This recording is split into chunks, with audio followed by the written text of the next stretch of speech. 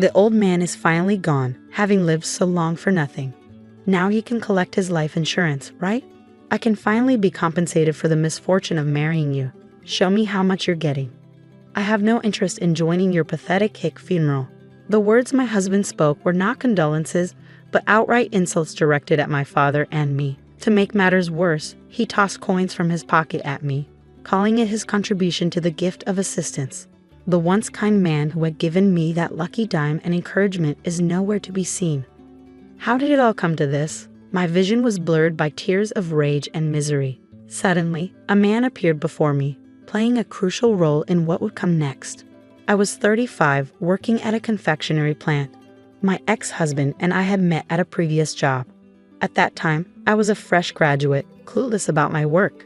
I made countless mistakes while everyone else seemed to get it right. I thought they were just minor flaws at first, but my struggle to learn new tasks persisted. The company fostered a cutthroat environment, so I was completely lost. When I made mistakes, my colleagues were burdened, and I carried the weight of their frustration. One day, it became too overwhelming, and I ended up crying in a small kitchen corner at work. My ex-husband, who happened to find me there, asked, "What's wrong? Do you want to talk?" I thanked him through my tears and confessed that I had made another mistake. He was 2 years older and had been with the company longer. He listened to my woes and managed to make me smile. I thought to myself, what a nice guy, and felt a bit better in his presence. He then remembered something and pulled out his wallet. Taking out a coin, he said, "This is a lucky silver dime from 1944. I hope it brings you good luck." I vowed to always keep that dime with me, no matter what. I soon found myself falling for him and asked a colleague to help me get closer to him. We started dating, fell in love, and eventually got married. I was ecstatic about the life we were building together. But there was one person who didn't agree with me, my father. He had devoted his life to the family farm, and although he was a man of few words and had rarely spoken to me growing up, he had a clear objection to my marriage. "I think you're rushing into this," he said. "I don't trust him. He might seem like a nice guy, but I believe there's someone else hiding behind that facade. You should wait and get to know him better." I retorted, "How do you know he's not good for me after meeting him just once? Besides, you've never given me any fatherly advice before. Now, all of a sudden, you're acting like a concerned father and lecturing me. I'm an adult. I don't need your permission." Hearing his objections for the first time, I felt hurt and unfairly blamed him.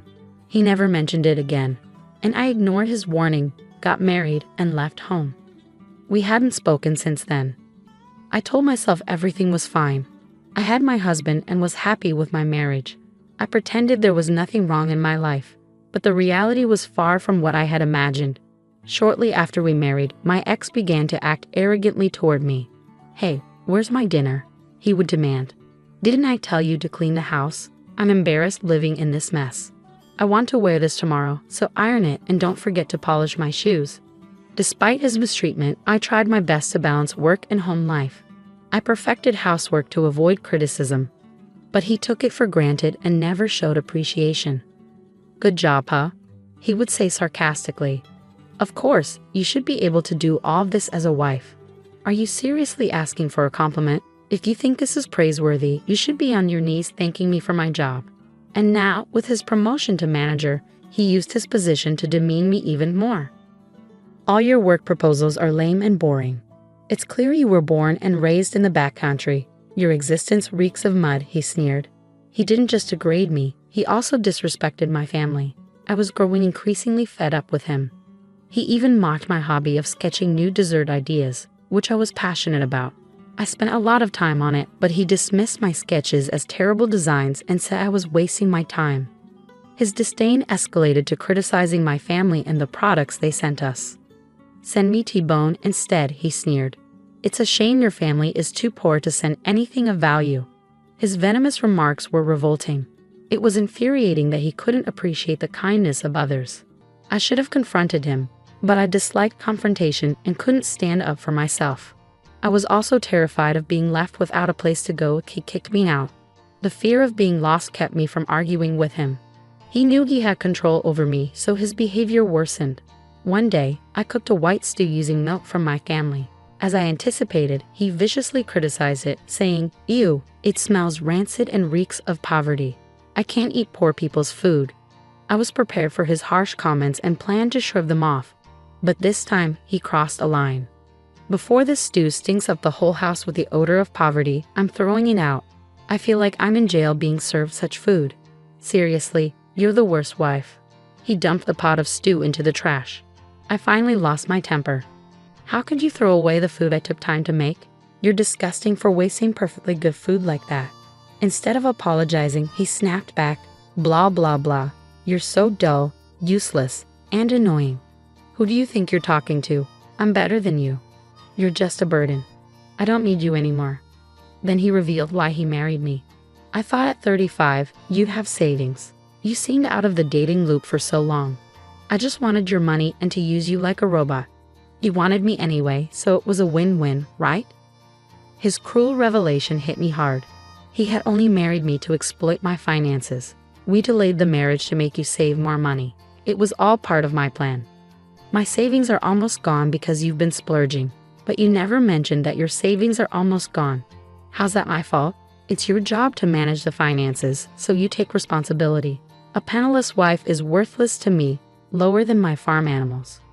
With a vile sneer, he suddenly grabbed my sketches from the shelf and tore them to pieces. Pathetic, he shouted, tossing the scraps aside before storming out of the room.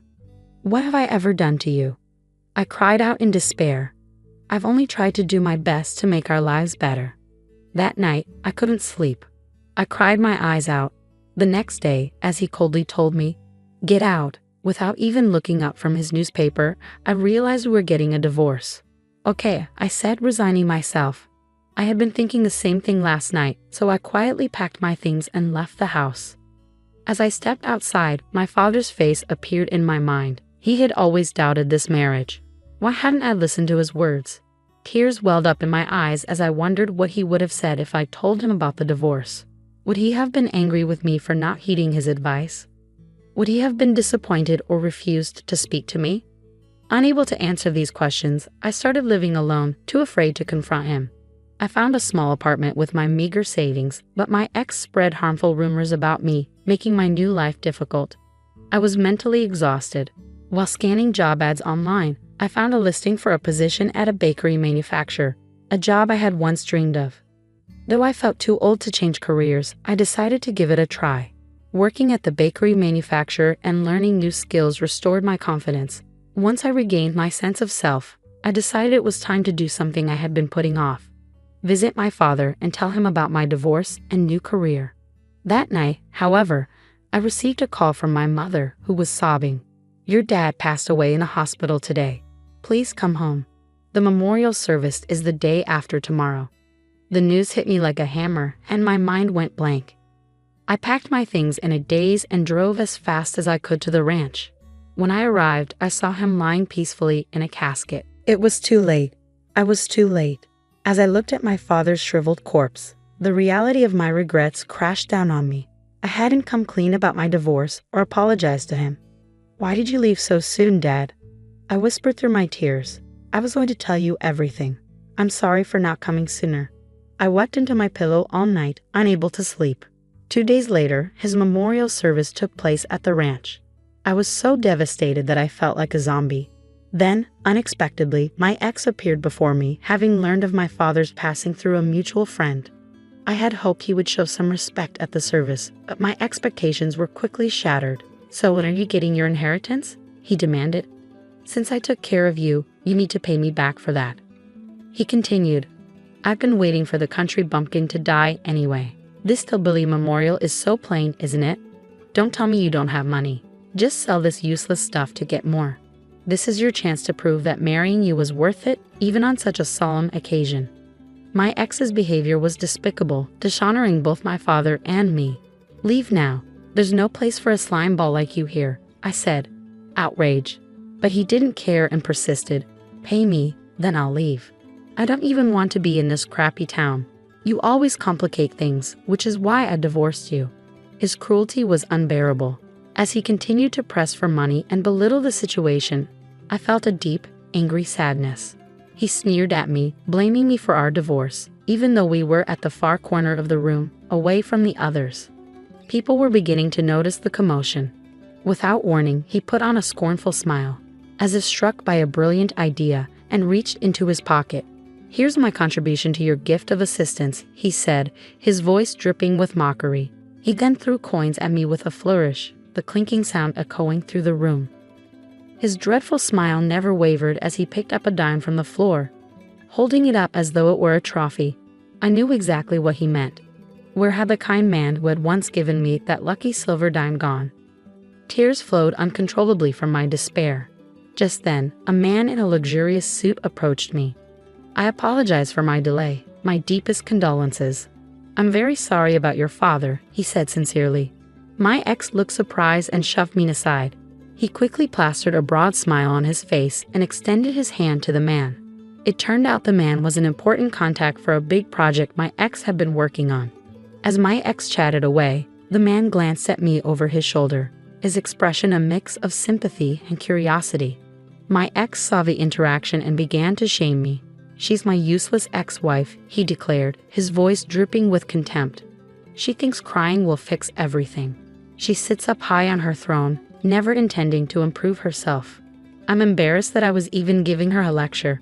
He laughed dismissively, clearly believing he looked authoritative. But the man remained stoic and calm. "I'm retracting the contract with your company." "What?" The color drained from my ex's face. "She's a key person in the project," the man continued, "and I would never associate with a company that humiliates one of my excellent employees in public. If this dull woman is your excellent employee, there must be some mistake." Ignoring my ex, who was now frantic, the man immediately called his boss and announced the contract's cancellation. My ex's phone rang immediately afterward, his voice trembling as he apologized repeatedly. My father's ranch may have been small scale, but its products were known for their exceptional quality, even praised by renowned pastry chefs. By sheer coincidence, I started working at my current job, where my boss was a fan of my father's milk and butter. My refined palate, honed by top-quality ingredients, was valued in my new role. My dad had never disclosed the specifics of his products to my ex, and I had never boasted about my family's business, so my ex never knew the truth. Looking back, I wondered if my dad had been testing my ex's character. After finishing his call, my ex turned to me, his face ashen. He realized his career might be in jeopardy without this project.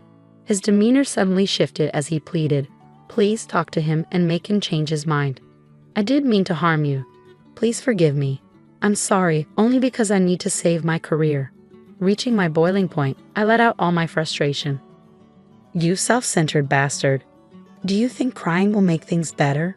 Right back at you. "One of the sketches you tore apart that day was the origin of this project. Now you want to sell my lame crepe made with my dad's milk, which you once said stunk of poverty." The project my ex was working on involved crepes that I had created and supervised, using cream made from my dad's fresh milk. When he learned the details, he snapped. "Why didn't you tell me?" Kicking over chairs in frustration, he was met with a man's calm response. The man stoically picked up the chairs and placed them back. "You may not realize it, but many industry professionals are here. There's no point in resisting anymore. Your misconduct will spread quickly. You have no place here." My ex collapsed onto the floor, desperation etched into his face as he clung to me. "Please help me," he begged. "I'm going to lose everything. I'm so sorry for what I've done. Please just help me." He clung to me, miserable and pleading. I decided to respond with a sweetness that masked my true feelings. As he looked up at me with hopeful eyes, thinking he was saved, I took the lucky silver coin he had given me when we first met out of my purse. I lowered it to his eye level and then deliberately dropped it onto the floor. "You make your own luck," I said coldly. "Hope you understand that someday." He was stunned, frozen in place like a statue. Ironically, the tables had turned, and he began to whimper. "Be quiet," I snapped. "Stop disrupting the memorial. Aren't you ashamed of yourself? You're the lamest person here. Good riddance to bad luck." With nothing left to say or do, he fled the house, tail between his legs. A week after my father's funeral, news broke that my ex, who had been responsible for the project's failure, faced severe repercussions. He was reprimanded by his superiors, and when it was discovered he had embezzled the project budget, was fired and criminally charged. He was left exhausted and broken, his bad deeds catching up with him. He ended up living in a shabby apartment, alone. Meanwhile, my dad's friends and staff, who had inherited his commitment to quality, continued to uphold his legacy. They were expanding their business and maintaining the high standards he had set. The man who had canceled the project contacted me and shared that he had known my dad for many years. He recounted a conversation he'd had with my father after I was hired at his company. "Your daughter is putting a lot of effort into her work, even amidst her divorce," he said. "I want to support her as much as I can." Though he was aware of my divorce, he seemed relieved. "It's heartbreaking to know she was mistreated and that your family was disrespected. Knowing her, I worry that she pushed herself too hard. I'm ashamed I didn't reach out when she was suffering. I hope to see her thrive in her own happiness from now on. Please take care of her." Listening to these words, I couldn't stop crying. Discovering my father's true thoughts and how he cared for me filled me with overwhelming gratitude. Despite the struggles, I now felt hopeful about my future. "I'm sorry, Dad, for not being by your side in your last moments," I said to the sky. "There have been many struggles, but I'm better now. I'm living a full life, learning to be a patissier. I'm going to use all the products you cherished for so many years. Please watch over me from heaven. I love you so much." With my heart full of gratitude, I promised to keep working hard to become the patissier he believed I could be. "I'm divorcing you because my mistress is pregnant with a son. You're a defective product for not bearing a son. So get out." "Mistress? You can't mean that woman." Pointing at the woman next to her husband, Brian, the woman retorted with displeasure. "Don't point at me. I'm Aurora. How rudely middle-aged of you." "That's right. That's why I'm dumping you." Brian and Aurora sneered. I was dumbfounded. How can she openly admit to being a mistress? Normally, you'd hide such a thing. And to divorce because his mistress is pregnant? There's a limit to making selfish claims. Does he have any idea how much I've put up with? Well, divorce suits me fine. I have plenty of evidence, and he's admitted to the affair. I'll discard this husband for compensation. I'm going to bring him to the lowest of lows. Prepare yourself. I clenched my back teeth and headed to my room. My name is Serenity. I'm a 43-year-old housewife raising 4 daughters. My eldest, Luna, is 11 and in middle school. Stella, 9, is in elementary school and mostly takes care of herself. But the younger 2, 5-year-old twins, Mary and Lily, still need a lot of support. Still, I cherish being able to care for them now. It makes these precious days all the more enjoyable. You might think we have a happy family, but in reality, we don't. The in-laws I live with, Dominic and Hazel, are always complaining about me, and Brian is hardly ever home. Our marital and family relationships are as bad as they can get. Brian must be cheating with someone somewhere. Of course, I've hired someone to investigate Brian's conduct, but the girls need their father. With that in mind, divorce doesn't seem so simple. My resentment only grows. If it weren't for living with Dominic and Hazel, it might not have come to this. It's regrettable, but there was nothing to be done at the time. Brian and I met through a mutual acquaintance. Back then, I was working as a hairstylist at my mom Grace's salon and was close to a woman in the neighborhood named Natalie. I know a man about your age who frequents my favorite jewelry shop. Natalie started talking about this man. His name was Brian. He appeared to be the heir to a jewelry sales company, an elite graduate who was too busy with work to meet women. Why don't you meet him? I'm not in the same league as an elite. It's just a meeting. Eventually, I couldn't refuse and agreed to meet Brian. But when we actually met, we hit it off surprisingly well. I was impressed by his fondness for children, and his elite status made him quite smooth in handling things. That's how we started dating with marriage in mind. After Brian proposed to me, I accepted the marriage. However, when we went to a family meeting at the in-laws' house, Dominic said to me, "Our family runs a business.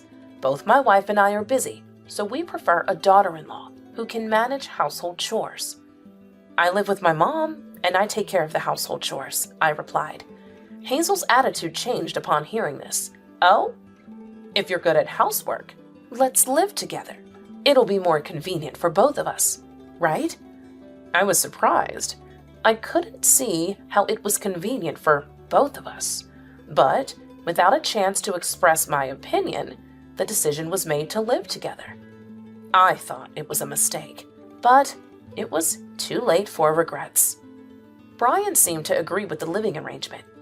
Well, we can discuss living separately once we settle down. Brian will be on my side, so it should be fine. I compromised. This was a big mistake. As soon as we got married, Hazel dumped all the household chores on me. Serenity, I'm off to work, so please take care of the cleaning and laundry, she said. Yes, I replied. Hazel became an employee at Dominic's company, but it was only on paper. Essentially, she pushed the chores onto me and went out to enjoy herself. The atmosphere wasn't right to bring up living separately. I sighed in resignation. Still, I could endure being burdened with housework since Brian's income was good and I had become a housewife after marriage. Despite my complaints, I earnestly tackled the chores. However, one day, Dominic asked for a favor. We're in a bind because a part-time employee took off. Could you help out at the store? His company was a jewelry sales business involved in wholesale and also owning retail stores. He was essentially asking me to work as a salesperson. Though I had my grievances, I was living with Dominic. If I were to refuse, it would sour the atmosphere at home. Reluctantly, I accepted the job. That was my second big mistake. Dominic, encouraged by this success, frequently asked for my help at the company. I missed the chance to refuse and ended up doing whatever Dominic asked. Honestly, I was even considering divorce. Then, I discovered I was pregnant. When I shared this with Dominic and Hazel, they were overjoyed. Wonderful, Serenity! You must prioritize your health now. No need for household or work chores. Yes, right. I must inform the relatives. Dominic began contacting relatives in a flurry. Watching him, Brian spoke to me. Sorry, Dad and Mom are just excited. No, it's okay. I'm happy they're happy. That's good. Make sure to have a healthy baby. Brian's words were the most encouraging. From that day, my life changed drastically. Hazel took over the household chores she had pushed onto me. Meanwhile, I was able to relax and rest. Dominic no longer asked me to help with work. This way, I can look forward to a calm delivery. Several months later, I gave birth to a healthy baby girl without any complications. However, when Dominic and Hazel came to see the baby, their faces fell with disappointment. Despite feeling anxious, I showed them my daughter. Look, a healthy girl. We named her Luna. Oh, that's a nice name, Hazel said, clearly disappointed. Dominic felt the same. Well, having a sister will make a boy grow up strong. Make sure the next one is a boy, he said. Yes, I replied, confused. After Dominic and Hazel left, I asked Brian about their strange behavior. Was something wrong with Dominic and them? Probably because it's a girl, he guessed. What do you mean? As I pressed, Brian began to explain with a dejected look. His family had been running a company since his grandfather's time, and as it was a family business, there was a need for a male heir. Dominic and Hazel had been hoping for a boy, so my giving birth to a girl was a disappointment to them. Well, make sure the next one is a boy, Brian said, looking dissatisfied. I was furious. Was he suggesting that a girl couldn't be a successor? That's not true. Girls can work too. In fact, for jewelry sales, a girl might even have an advantage. What's wrong with these people? I found myself wanting a divorce right away. But with Luna here, that wasn't an option. I'll endure at least until Luna is grown. After being discharged from the hospital, my life reverted to how it was before pregnancy. Every day, I was burdened with household and work duties, on top of taking care of Luna. Enduring the pain, I carried on with my life. Eventually, I became pregnant again, but once more, it was a girl. We named her Stella, but Dominic, Hazel, and even Brian showed little interest. Years passed, and I experienced my third pregnancy, which turned out to be twin girls. Predictably, Dominic, Hazel, and Brian showed no interest, even going as far to dump more household chores on me. Even after giving birth to the twins, Mary and Lily, the situation didn't change. I started seriously considering divorce. Then, Brian and I had a heated argument over educational policies. She's just a girl, she'll be fine on her own. Nowadays, girls also need to study with college in mind. Huh? As long as a woman looks good, she can get married. She doesn't need to study. Brian and I argued like this every day. Naturally, our relationship progressively worsened. Eventually, Brian began to spend nights away from home. He must be having an affair, I thought, growing angry. Enduring this isn't good for my health. I visited a detective agency nearby and requested an investigation into Brian's behavior. It'll take a few weeks for the results. I better prepare for everything. I made up my mind. First, I would explain the situation to my daughters. Dad and Mom might not be able to get along anymore. Mary and Lily looked confused, but Luna and Stella seemed to understand. I'm fine. I hate Dad anyway. Yeah, Dad is always angry, so I don't like him either. It seems my daughters take after me. With this, I can find the right time to bring up divorce. I felt relieved. Then, one Sunday morning, someone visited early. Who could it be? As I wondered, Brian came in with a guest. Serenity, we need to talk. Brian had brought a young woman with him who was smiling oddly, pleased with herself, and wore flashy makeup. Since you couldn't give me an heir, I found a woman who can. What? A woman who can produce an heir? Isn't that cheating? Confused, Brian continued, stroking the woman's belly. Well, that's the situation. At that moment, I understood everything. Brian continued with a nasty grin. I'm divorcing you because my mistress is pregnant with a son. You're a defective product for not bearing a son. So get out. Mistress? You can't mean that woman. Pointing at the woman next to Brian. Then the woman retorted, displeased. Don't point at me. I'm Aurora. How rude of a middle-aged woman. Exactly. That's why I'm dumping you. Brian and Aurora sneered together. I was dumbfounded. How can she openly admit to being a mistress? Normally, you'd hide such a thing. And to divorce because his mistress is pregnant? He should limit his selfishness. Does he have any idea how much I've tolerated? Well, divorce suits me fine. I have plenty of evidence, and he's admitted to the affair. I'll discard this husband for compensation. I'll make sure he hits rock bottom. Be prepared. I clenched my back teeth and headed to my room. There, I noticed my 4 daughters outside the room. Holding them close, I whispered. I couldn't make up with Dad. Don't cry, Mom. We're here for you. Luna comforted me. I hugged my 4 daughters tightly. Then we began preparing to move. I contacted a moving company and also called my mom, Grace. Mom? About what happened recently. It didn't work out, did it? Mom gently asked. I had informed her when I requested the investigation.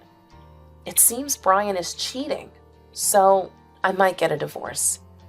Yeah, that's right. Then you've got a tough road ahead. Come back home immediately. I'm preparing everything. Thank you, Mom. Later, I moved back to my parents' house with my 4 daughters. Although I had been worried, my daughters didn't seem down. In fact, they were happy to go to their grandma's house. But that doesn't resolve everything. The discussions about child support and compensation weren't finished yet. Moving back, I could resume working as a hairstylist like before. But it would be tough without child support. I hope we can have a reasonable discussion. That was my only concern.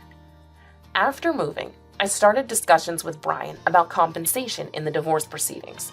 But, as expected, we were at an impasse. You're divorcing me because you cheated. It's because you couldn't bear a son. I haven't done anything wrong, Brian boldly claimed. Does he not think cheating is wrong? I was appalled by his childish attitude. Eventually, months passed without any resolution. By then, Brian had stopped answering my calls. I guess I have no choice but to go to his office. I was contemplating this when suddenly my mobile phone rang. It was Brian on the other end. "Serenity, can you talk right now?" "After all this time avoiding me, now you want to talk? How self-centered." I retorted with displeasure. Brian went silent, so I hurried to continue before he could hang up. "So, what do you want to talk about?" "I was wondering, would you consider remarrying me?" I thought I had misheard, so I asked Brian to clarify. "Did you just say remarry? You're joking, right?" "I'm not joking. Things are just the worst right now." Brian sounded quite down. Despite the hassle, I asked why. Brian then shared his story. A few days before the call, he received a message at work from his parents that Aurora was about to give birth. Thinking the long-awaited son was arriving, Brian rushed to the hospital. By the time he arrived, Aurora had already given birth, but Brian found his parents standing dumbfounded outside the delivery room. "Did something happen to Aurora?" Brian asked the doctor. The doctor said the birth was successful. Curious, Brian went to see the baby. At the newborn room, a nurse pointed out Brian's child, but the moment he saw the baby, Brian turned pale. The baby clearly wasn't mine. "But if it was just born," I began suggesting perhaps it was too soon to tell, but Brian interrupted loudly. "The baby's skin was dark, but Aurora and I are both white." It was evidently not his child. I figured as much. I found myself responding. Brian retorted with displeasure. "What do you mean by figured? Before you decided to divorce me, I had an investigation done on you," I explained. "An investigation?" Brian was shocked. I continued nonchalantly. "I had your affair partner, Aurora. Was that her name? I had her investigated too." "And?" "She had other men she was close to, including a black man. Maybe he's the real father," I teased. "But I thought—" "You really believe that?" "It's laughable. Like a young woman would be satisfied with a middle-aged man." I laughed loudly at him. Brian's anger exploded, raising his voice. "Shut up! Don't laugh!" Ignoring Brian's words, I laughed heartily before bringing up the subject of child support and compensation. "About the child support and compensation." "Shut up! I said we should remarry." "And I said no," I yelled back, and Brian shouted even louder. "If you don't want to remarry, then you raise the kids. That's the condition for paying compensation and child support." What an outrageous thing to say. I was so appalled I was left speechless, and he hung up on me. After that, the phone went unanswered. If he won't take my calls, we can't talk. I don't want to see him, but I guess I have to go to his company, I muttered as I shoved my mobile phone into my pocket. Then I went down to the beauty salon below. Natalie, a client, was waiting there, and Mom was attending to another client. I greeted Natalie with a friendly smile. "Sorry to keep you waiting." "It's okay, but I'm sorry for the trouble with that matter." Natalie was considerate enough to not mention Brian's name. "No, it's fine. We're just arguing about the compensation." "Are you really okay?" Natalie looked at me with concern. I faked a smile. "He doesn't think he's done anything wrong, so he doesn't plan to apologize." "That's tough. It would ignite a firestorm if it got out on the internet, but I don't plan to blow things up that much." I laughed as I responded. "I noticed Mom's client eavesdropping. It's better than bad rumors spreading." I pretended not to notice and started my work. Eventually, Mom's client left while I was cutting Natalie's hair. Then Natalie spoke up. "Serenity, about the client just now. Shouldn't you have asked her not to spread the word?" It seemed Natalie also noticed the eavesdropping. "If bad rumors spread, maybe they'll learn their lesson," I replied with a smile. Soon, Natalie's haircut was finished. I left the rest to Mom and retreated to the back. Then I tried calling Brian again, but he didn't answer. A few days later, on a day the beauty salon was closed, I went to Brian's company. However, Brian wasn't there. I was told he was at the store. Reluctantly, I headed to the store. As soon as I entered, I heard a familiar voice. "Oh, what brings you here?" Looking up, I saw Hazel standing at the counter. "It's been a while. How vulgar of you to barge in here." Despite her bold words, Hazel seemed somewhat emaciated, likely affected by the revelation that Aurora's child wasn't Brian's. I addressed Hazel with a disdainful smile. Can't help it, he's been avoiding me. What did you say? I just want to be compensated. How do you plan to take responsibility? My words caused a stir among the customers in the store. Hazel, sensing the situation, began to panic suddenly. Please, not here, stop this. But it's all about settling with money, right? That's better, isn't it? I said this exaggeratedly, causing quite a commotion around us. Unable to bear it, Hazel grabbed my hand and led me to the back of the store where Brian was working. Hazel addressed him. Brian, you have a visitor. Brian looked up, and our eyes met. Serenity? Since you've been ignoring me, I had to come to you. No, I wasn't ignoring you. It's just that... Brian became flustered. I told him, laughing. What about the child support and compensation? That is, well, you can pay, right, Mr. Future President? I said this sarcastically. Brian finally seemed to give in. All right, I'll pay. Just stop. This way, the discussion about child support and compensation finally began.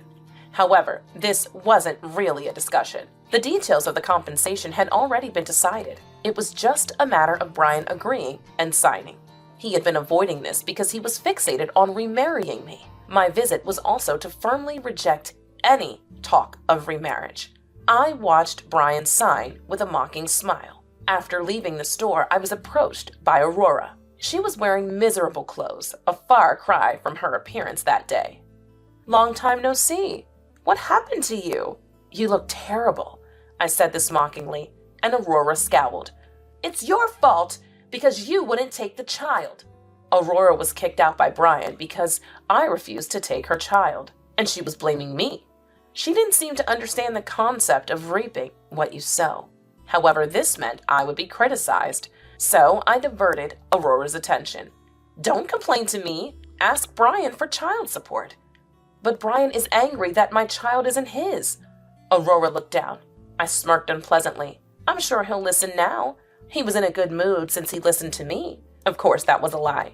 However, if Aurora entered the store, an argument was bound to happen. But then, it would seem as if, following our previous interaction, a disturbance had occurred. Brian's company's reputation could be destroyed in an instant. That's what I thought. Is that so? Then I'll go. Aurora entered the store. I watched her go and then walked away from the shop. I didn't check what happened, but that evening, local news reported a woman causing a disturbance in the store. Hopefully, this taught them a lesson. I was smugly satisfied. However, a few days later, the situation took an unexpected turn. This was a few days after I met with Brian. While preparing to open the shop, the store's phone rang. Thank you for calling. Is this for a reservation? I assumed it was a customer and responded with the usual greeting. However, what came through the phone was Hazel's voice, mixed with the sound of a commotion. This isn't about a reservation. What have you done? Hazel? I asked, taken aback. Hazel raised her voice. It's your doing, isn't it? The store is swamped with people right now. Excuse me? The store is popular. Is that what you mean? No. Everyone's here to cancel their orders. The call ended abruptly with loud voices in the background, leaving me perplexed. After getting permission from Mom, I headed to Brian's company store. As I approached, I saw a huge crowd outside. Dominic, Hazel, and Brian were trying to calm the gathered crowd. Soon, Hazel spotted me. The moment she did, Hazel raised her voice. What are you going to do about this? What happened here? Rumors of bankruptcy are spreading, all because of you. I was at a loss, having no idea what she meant, so I asked Hazel to explain from the beginning. According to Hazel, after my visit to the store, a customer came in wanting to cancel a jewelry purchase. Hazel, having not yet ordered the product, accepted the cancellation. However, cancellations began to increase until a crowd formed. I had an inkling about the cause, but asked anyway. Why did this happen? There's a rumor on the internet saying it's dangerous. While talking, the crowd pushed me away from Brian and the others, forcing me to leave the scene. I learned the full story a few days later. The whole incident unfolded like this. It all started with a conversation in my beauty salon. That day, a client who had overheard my conversation with Natalie posted anonymously on the internet. There's someone arguing over compensation, the son of a jewelry company's president. They must have thought it would be safe to post anonymously. Actually, that alone wasn't the problem. But a few days later, Hazel and I ended up arguing in the store. Someone who saw that posted similarly online. There's a commotion at a certain jewelry shop. They're talking about compensation. Then the news about Aurora topped it off, making it easy to identify the company and store, leading to rumors that the store was in danger. This turned into bankruptcy rumors, causing customers to rush for cancellations, similar to a bank run during a financial crisis. Consequently, the company went bankrupt, leaving Dominic, Hazel, and Brian in debt. Now they're living on part-time jobs, leaving me worried about receiving child support and compensation. I should have taken the child support and compensation in one go, I occasionally thought, but living quietly and happily with my 4 daughters is fulfilling enough. My daughters are more important than money, without a doubt. It's like a dream come true, a $300 million inheritance and our own company. When the employees saw my sister-in-law Mary celebrating my father's inheritance, they began to whisper to each other. The employees were ecstatic, and Mary said triumphantly, "Please be quiet. This is the point which my husband will inherit the company and $3 million. Hearing this, one of the employees began laughing uncontrollably. "What's the deal?" Sitting beside his perplexed wife, my elder brother was reading the will from the lawyer. My brother's face turned pale as he read. "Look at this." When my brother showed her the will, she screamed. Lucy is my name. I'm 29 years old and work for my father's business.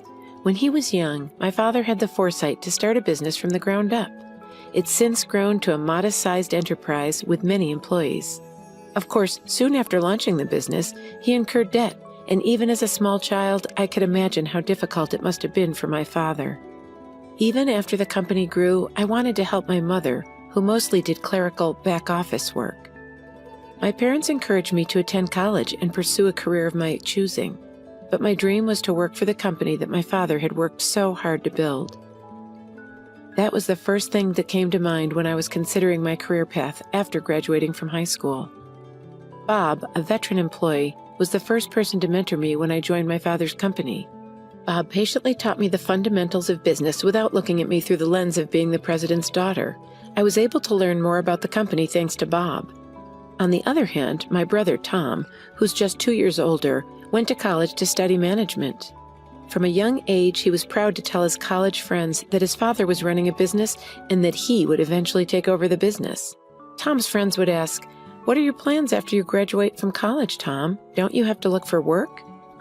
"I don't need to look for work because I'll be working for my father's company. I'll eventually be the company's president, so I'll take my time gaining management experience until then." "So you're going to be the next president of the company? Then your life will be safe and secure. I'm jealous of you." One of Tom's friends remarked, "Tom, you have a younger sister as well. Isn't there going to be a fight over who's the successor?"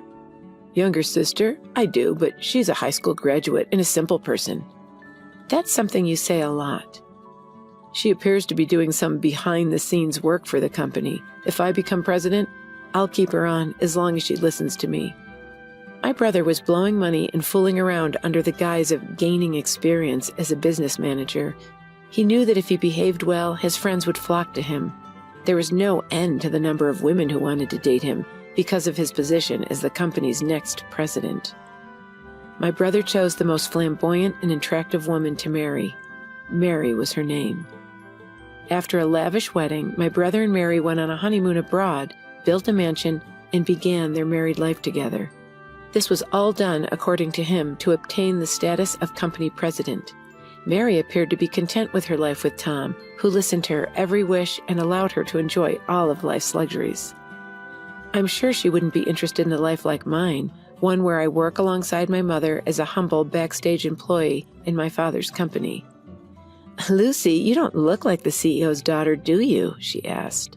"You don't appear to be the daughter of the company's president." Mary would often look at me and laugh whenever we met at family gatherings. I don't like to live a lavish lifestyle, I said. She looked at me as if I were a moron. I feel sorry for you because you were born as the daughter of a company's president, but you have no idea how to spend money. What? You live at home with your parents and you have a lot of money, so you don't need to work so hard. Beside, with your title as president's daughter, shouldn't the men be flocking to you? My brother agreed. I'm sure that's true. Lucy's always been very modest, so no one would imagine that her father is the president. And apparently, she treats the other employees normally. Not come as a surprise. There are still many things I don't understand about my job. Many of my coworkers are better at their jobs than I am, so I can't act like a big shot, I refuted. But my brother said, astounded, "That's why you're useless. A boss should be able to stand tall so that he's not derided by his subordinates, such as his employees. Allow the other employees to handle the simple, tedious tasks. I suppose my father and I are the only bosses in this house." You should not look down on your subordinates, no matter how powerful you are. My father, too. My brother cut me off when I tried to respond, looking annoyed and frustrated with me. He said, "A logical woman is not well liked by men." After my brother spoke up, Mary followed. "If you keep saying things like that, I'm sure you'll never get married. You should try to make yourself more appealing. Don't you agree, Tom?" "Yeah, well, when I become president, I might fire a humble employee like you," Tom said. My brother and Mary only said what they needed to say, and they quickly left. My mother, who'd remained silent during this interaction, consoled me after they had gone. She said, "You're doing an excellent job with the company, which greatly helps me and your father. Don't be concerned about what Tom says." My father nodded, a stern expression on his face. My parents had previously expressed their displeasure with my brother's ideas to his face. But after that, my brother and Mary became visibly upset and stopped visiting our house for over a month. I recalled the depressing atmosphere at the time, so I suggested to my parents, "Tom and Mary are free to say whatever they want." After that, Tom and Mary continued to live their lives as they pleased, dining lavishly at high-end restaurants and vacationing at famous resorts. The purpose was to give the impression that Tom would someday be president of my father's corporation. My father was working hard to expand his business at that time, but one night at home, he complained of chest pain. I said, "Dad, are you all right? Try and relax. I'll call an ambulance." "Lucy, get this." While we waited for the ambulance, my father pointed to a drawer and told me he had a letter for me. I quickly took the letter from the drawer. "I want you to read this. If anything happens to me, everything else is up to the lawyers," he said breathlessly before losing consciousness before the ambulance arrived. And despite being rushed to the emergency room, he died without regaining consciousness. My brother and Mary, who were away on a trip, were unable to be there for my father's death. They returned from their trip 2 days later at the conclusion of my father's funeral. Tom said, "We're just glad we arrived on time. I never imagined my father would pass away while we were on vacation." I was completely taken aback. My brother and Mary arrived at the funeral without a care in the world, making no mention of the fact that my mother and I had been left to handle the arrangements. I asked my brother about it in private so that the employees present would not hear. "Couldn't you have arrived home earlier?" "What? I couldn't because I'd already booked our return flight," my brother said, without apologizing, and then addressed the employees.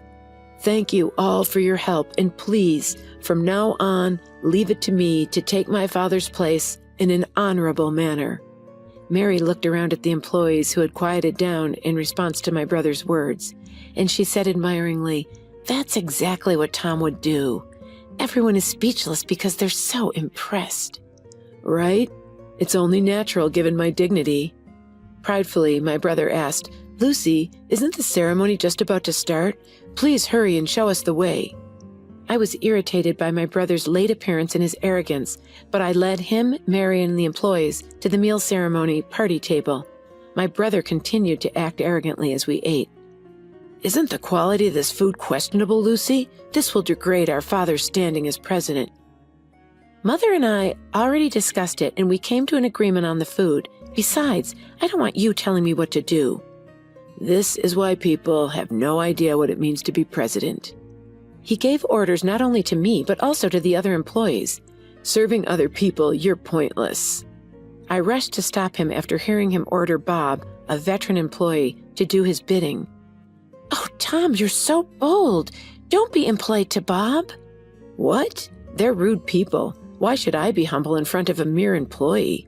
These guys ought to have more regard for me, the president. Mary was also getting into the spirit of things, and she charged at me. That's right. Stop talking down to Tom, the company's president, Lucy. If you continue to disobey him, he'll fire you. He has the authority. A man appeared just as my brother and his wife were blustering on.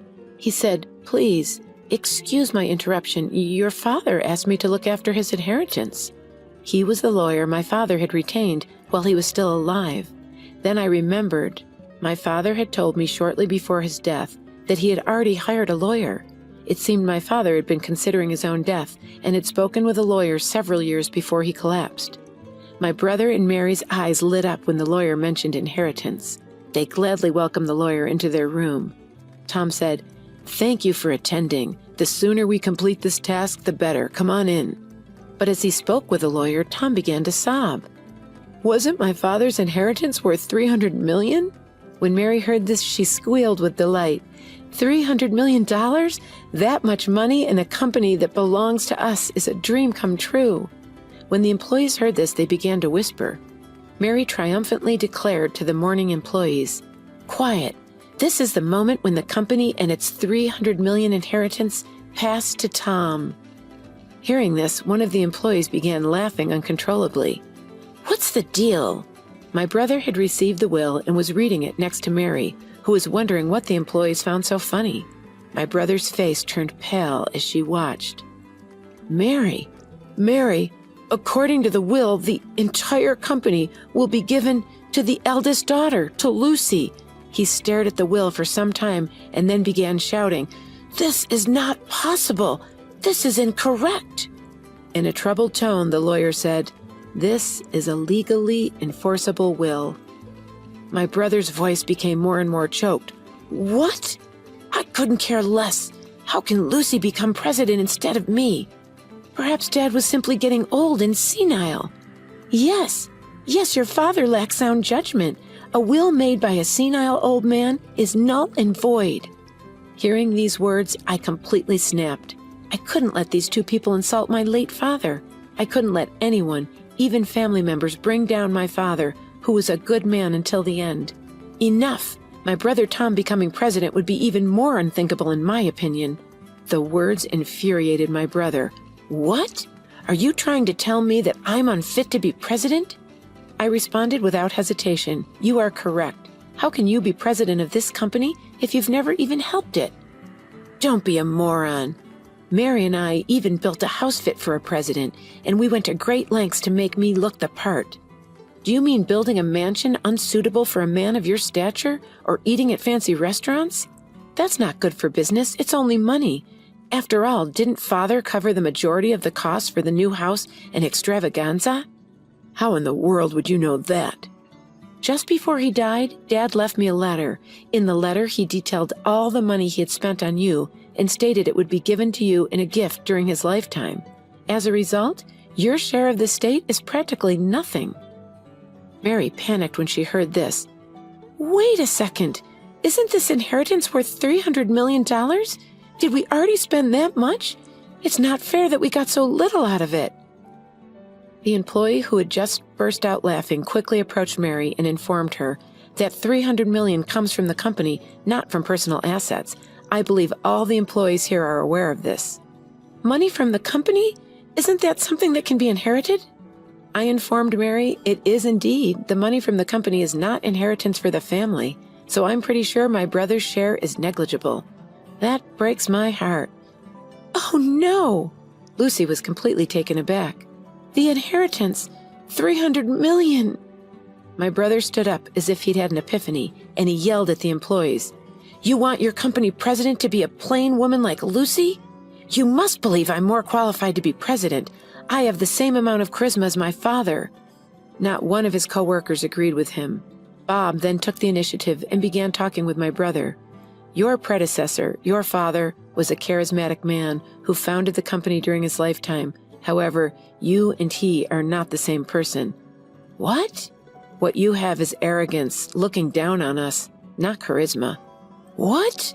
My brother became enraged when the employee calmly refuted him. "Tom, you may be an employee of our company, but we, the employees, rarely see you at work." "That's because I don't have time to do any work for the company. I was too busy networking with others. I couldn't have time to do work anyone could do." "You call going on trips and fun at night networking? Isn't that all there is to say?" Bob sighed and went on. "In that regard, Lucy worked hard every day to learn more about the company while performing her unobtrusive, behind-the-scene duties." "Bob." "I sense the same sincerity in her as in your father. Lucy is the right person for the job, according to all of us at the company." The other employees nodded enthusiastically in response to his words. I was moved and responded, "Thank you very much. To be honest, I'm surprised by the suddenness of the news, but having witnessed my father's enthusiasm for the company firsthand, I care about it just as much as you do. I look forward to your continued assistance." The employees warmly applauded as I bowed deeply. Encouraged by the applause, I said firmly, "All of you here are important friends who have helped our business. Anyone who ignores them is unfit to be employee, let alone company's president. You can be fired by the president." My brother became irritated upon hearing this. "What in the world are you on about? I'm your brother." "What exactly are you on about? You even said that if you became president, you would fire me, brother." "Ugh." "I can't afford to pay a salary to an incompetent employee simply because he's family." "This is completely absurd. Someone, please speak up." With a pitiful expression on his face, he begged for assistance from those around him, but the employees gave him only cold stares. Realizing that no one was on his side, my brother and Mary fled the scene. After that, Tom lost his job and survived on the small inheritance he had received, but the funds quickly ran out.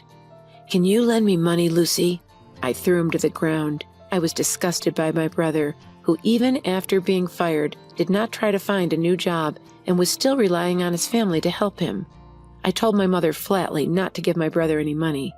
His friends, who had once been so supportive, abandoned him after learning that he had lost his position as president to his sister. When Mary married my brother, she had been planning to be the wife of the company president, and not a single one of her friends seemed to sympathize with her. When their living expenses became unsustainable, my brother and his wife decided to sell their mansion. The money from selling their house may have allowed my brother and his wife to relax and resume their previous lifestyle. However, without any income, my brother and his wife's savings quickly ran out. When they had nothing left to sell, they could no longer pay their living expenses. When they finally decided to give up and work, no one would hire them because they had never worked a day in their lives. Tom was eventually able to find a part-time job at a convenience store.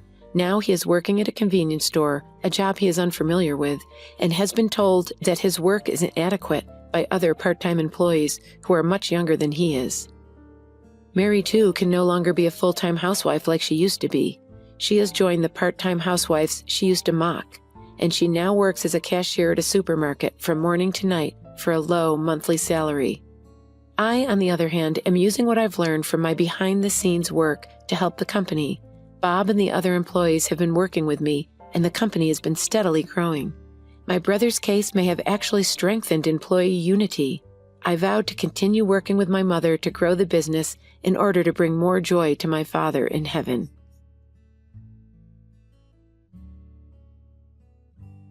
My name is Kim. I'm 45 years old and have become a health geek as I've started to feel back pain when I get up from bed, so I've been trying my best to run and eat healthy. Come to think of it, for the past few years, I've made only one wish when I pay a visit to a shrine on New Year's Day. May I stay healthy. In the past, I used to make a wish like, may I get along with the boy in the next class. I can feel my age from even the most humble of places. Today, I would like to talk about the time before I became a health geek. I hope you'll listen to it. Let me take you back 10 years ago. I was 35 years old, as cute as an idol, and everyone would look at me when I walked down the street. I'm sorry, that's a lie. I wish I looked like that back then. During that time back then, I quit the company I was working for and was guarding my home as best as I could. My brother, Scott, who is 2 years older than me, said to me, "I'm going to get married," and brought a beautiful woman to our house. I was really impressed by her captivating beauty. It's like she was shining. She was wearing heavy makeup and fake eyelashes. fake eyelashes were made to make the eyes look bigger, but there were also glitter on the tips of her lashes. Her lips were glistening with gloss. To be honest, I was worried that she might catch a fly or something. Her hair was loosely curled, which gave it just the right amount of loose texture, and her nails were so finely designed that one could tell at a glance that they had been done at a salon. This is a pro. She's not one of those girls, that's for sure. At that moment, the house felt like a nightclub, I thought. My parents were probably a bit puzzled as well. My prediction came true. The woman, Remy, and my brother had met at a bar. My brother told me that he had seduced Remy, who was a lounge girl, as if it were a fairy tale, but I don't think that it was his skill at all. My brother is rich enough to be recognized at a glance. What do I mean? He's covered from head to toe in name brand clothes, which I tell him not to do because it's tacky. Glasses, suits, ties, pins, belts, shoes, everything name brand. If such a rich looking guy were to make a pass at me, I would be like, I'm not interested. I would fold my arms and say just that. A brand name wallet covered in jewelry. Then there's the Amex card that comes out of the wallet. I can imagine a brand new Gucci wallet and an Amex card coming out of it. Then I would show my beautiful smile just for you. And it's not right that my brother, who was born without our mother's sense of style and whose only merit is his kindness, could have a girlfriend like that. Oh, come on.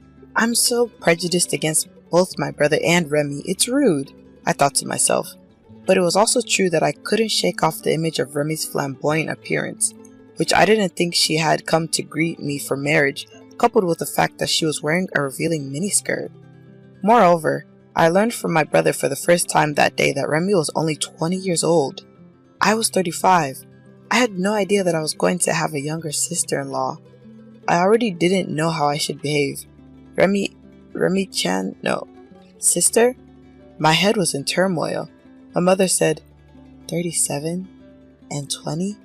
My father said, if my son chooses. His face was like a samurai that heard his son chose to join the war. Scott may or may not have known of our embarrassment. I'm going to marry Scott, so please take care of me. Remy laughed in a nonchalant manner. We were stunned from start to finish as we literally received only a marriage report without any lively conversation from Remy. One night later, my brother said to me, I'm sure you must have felt embarrassed, and I understand how you feel. I want you to come to a dinner party with me and Remy next time. If you just relax and talk to her, you'll see that she's a good girl, he said. It is true that we have fixed our impression of Remy by her appearance and the way she speaks. Maybe she is a good girl if we talk to her. I didn't talk to Remy much yesterday. I was not keen on the idea, but I decided to get to know Remy properly for the sake of his happiness. My parents seemed to feel the same way, and with the agreement of everyone in the family, a dinner party hosted by Scott was held the following weekend. Surprisingly, the mood at the dinner was friendly from start to finish. When you think about it, Remy is a lounge girl. In other words, she is in the hospitality business. She had the skill to draw out good conversation even from people like our family, who were a bit more reserved. She would talk about Scott and other topics, so we never lost track of what she was talking about. From the outside, Remy gave the impression of living in a different world from ours. I was prejudiced. I'm sorry. I reflected on that. Then, a problem arose when I was about to return to my seat after leaving the restroom at the restaurant. No, they were all really plain, especially his mother, with her face full of spots and wrinkles. I really can't take it like that. I don't want to grow old like that. I thought they were rich, but their house was normal. I really think I married him too soon. I'm afraid that I won't be able to stand his father, who is too much of an old man. I think I'll make up an affair and get a divorce as soon as I can. My future sister-in-law is older than me.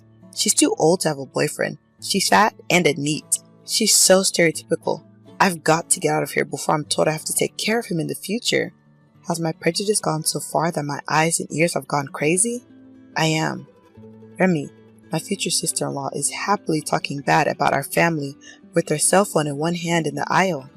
Because of that, I couldn't go back to my seat. What should I do?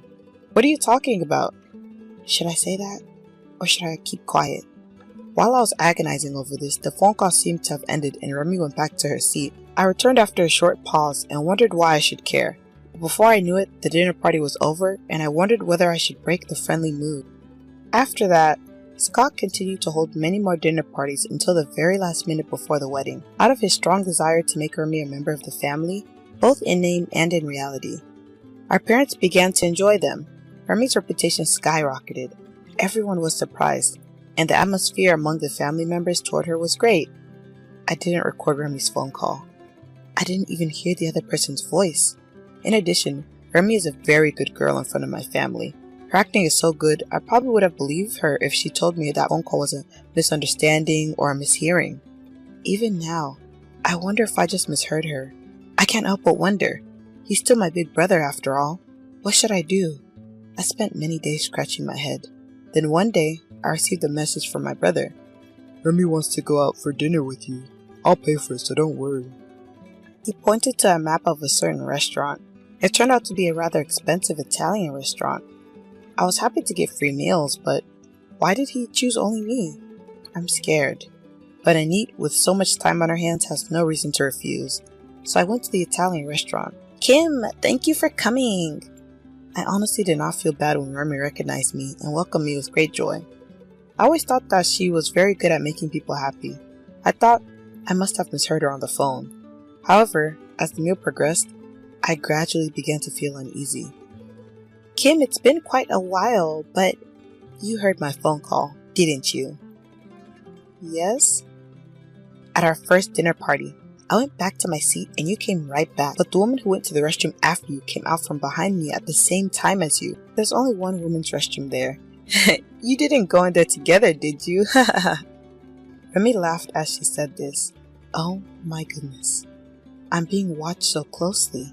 Indeed, if I recall, I think woman went into the restroom while I was listening to the phone call. To be honest, I don't remember much because I was panicked by the content of Remy's call. Speechless and unable to pause, I took a mouthful of pasta in front of me. Food takes precedence over chatting.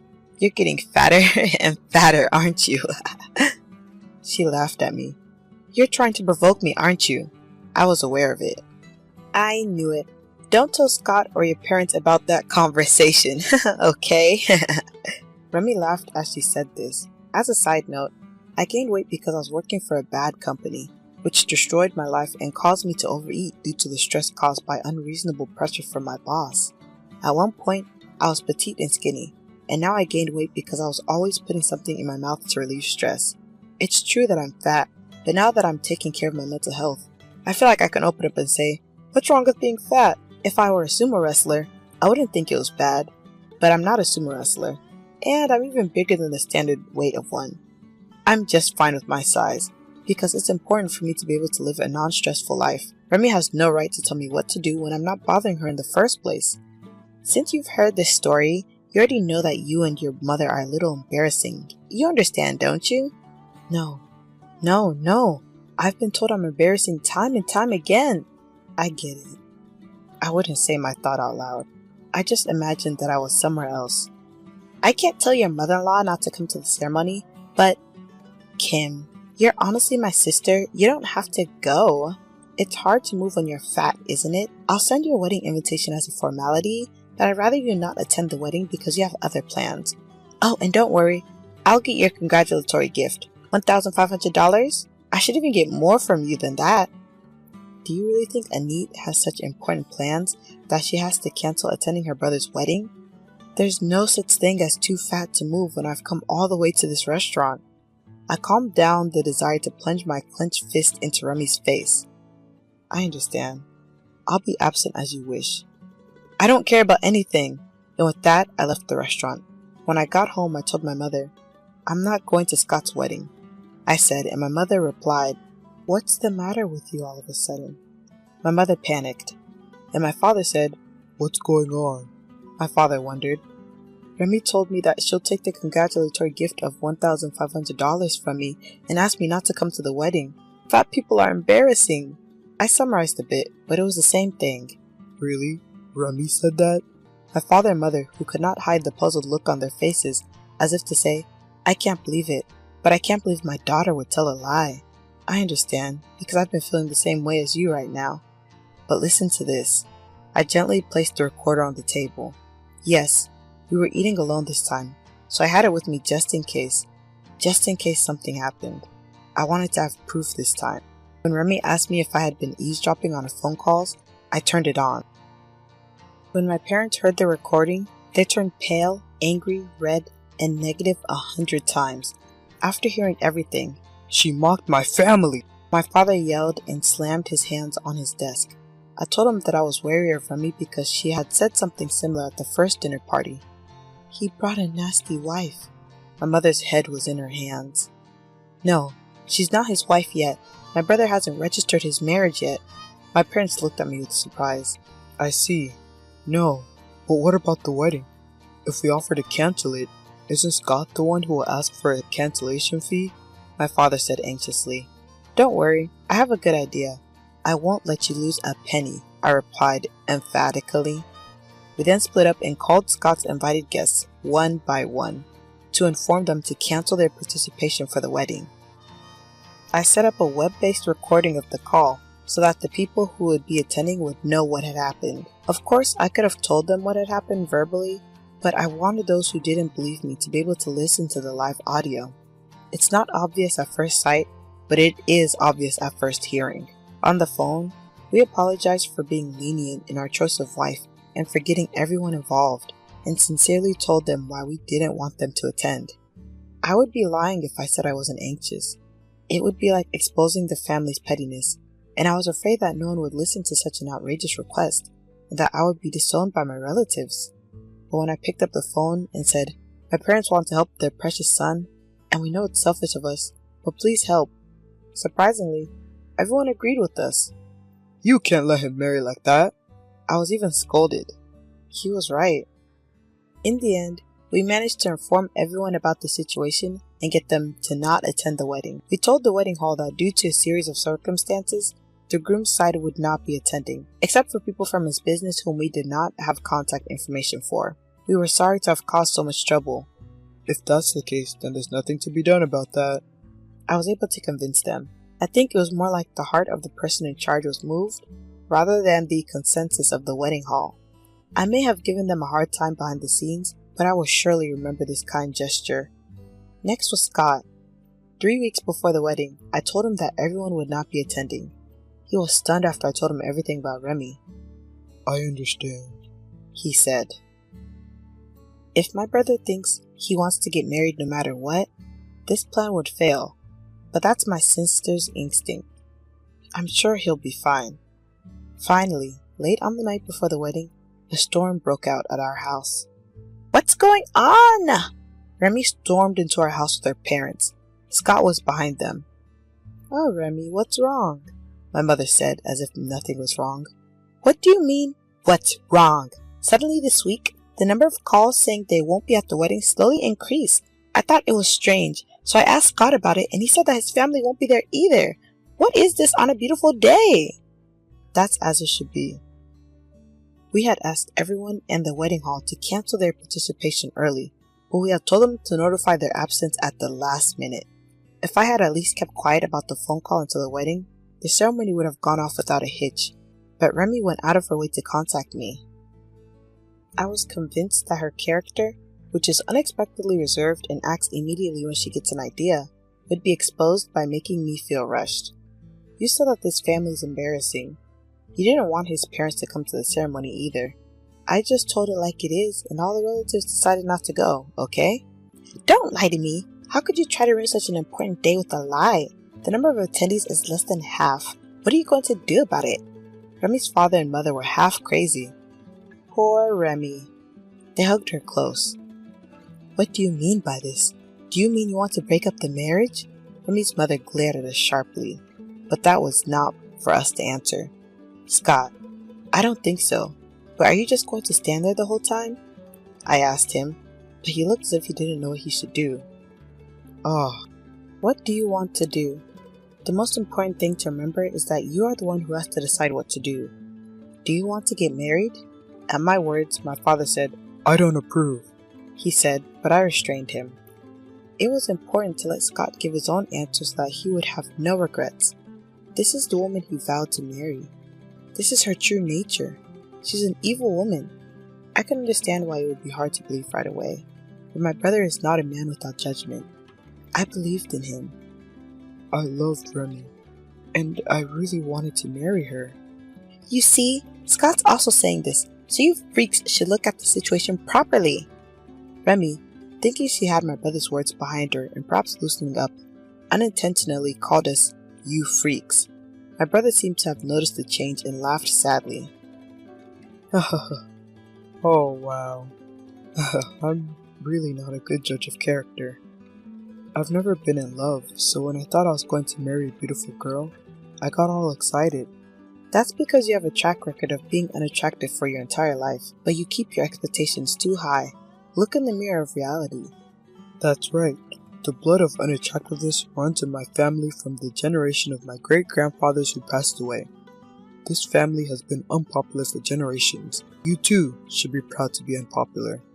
Hey, I was never unpopular. Mom, don't lie to us. My parents and I were torturing Scott.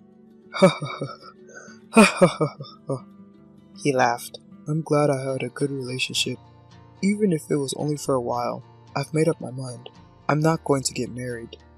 At that moment, my parents' expressions brightened, and I gave them a high five. Wait, what's going on? You can't just decide on your own and then yell and scream about it with your family? Remy shouted angrily. That's right, the wedding is tomorrow.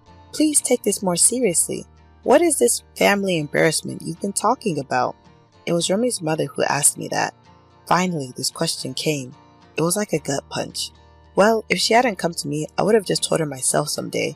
But it's more likely to resonate with the other person if she is interested and asks me. If I tried to force them to listen, they would just ignore me. Why, thank you for asking. Let me show you why the wedding is cancelled. I played back the audio. Remy's parents' faces gradually turned pale as they listened to the audio. This is why. But Remy was strangely calm. I've heard her say many things about our family in addition to this recording. That's why I was the only one called on this day. And the fact that she herself mentioned it in the audio as the reason why she wanted to see me is the best proof of that. To my words, Remy said, "It's fake." And Remy's parents shook their heads. I'm sorry. My child is entirely to blame. It was Remy's father who spoke up first. I was trying to raise her in a carefree way, but it seems I gave her too much freedom. I'm sorry for causing you trouble. Seeing the father bowing deeply. What? Remy was upset. Wait a minute, Dad! Why are you apologizing? You apologize too. Without a pause, it was Remy's mother who raised her voice. I had no idea that you had become such an insultingly rude girl. I came to your house because I believed in you, and you have brought me so much embarrassment. Don't make me apologize to the family's father. What? What's wrong with you? Even you, Mother? Aren't you on my side? At that moment, Remy's father slapped her cheek with a loud smack. That's enough. Since when did you become such a shallow child? Don't forget that you even ruined Scott's life. Behind Remy's father, Scott was blurting out an extremely heated statement. I'm not going to get married anyway, so my life won't be ruined by this. Don't let her ruin anyone else's. I almost laughed at him. The fact that he was responding more openly than anyone else somehow felt like it was in our family's blood. Scott, I want to let you and the rest of your family know that I am truly sorry about this. Remy's father forced her to bow her head, and her mother bowed her head as well. As if that wasn't enough, Remy's father and mother got down on their knees. Look up! We were so impatient that we said that to them right away. No, I didn't know I was being so rude, but I am ashamed because I didn't know. I can't make amends by humiliating you like this and causing you trouble. The only proper apology is to get down on my knees. To be honest, I didn't feel humiliated, but I could feel Remy's father's thoughts painfully. Let's cancel the wedding. What? Dad? The wedding is already tomorrow. We'll have to pay the cancellation fee in full. So what? You should be thankful that you can settle it with money. You did something that you don't deserve any amount of forgiveness. You should be thankful to your family for exposing her, Scott. Remy's father yelled at us with red eyes, and Remy's mother turned her head down in embarrassment. I am so sorry. She bowed her head again and again. Wait a minute! Wait! Dad, I can't pay! We'll pay. You pay us back, no matter how many years it takes, and we'll never see you again. Are you kidding me? She pulled on her father's clothes frantically. Hey, why am I being kicked out? Dad, say something. Mom! Remy shouted. If you were a girl who understood that, you wouldn't be in this situation.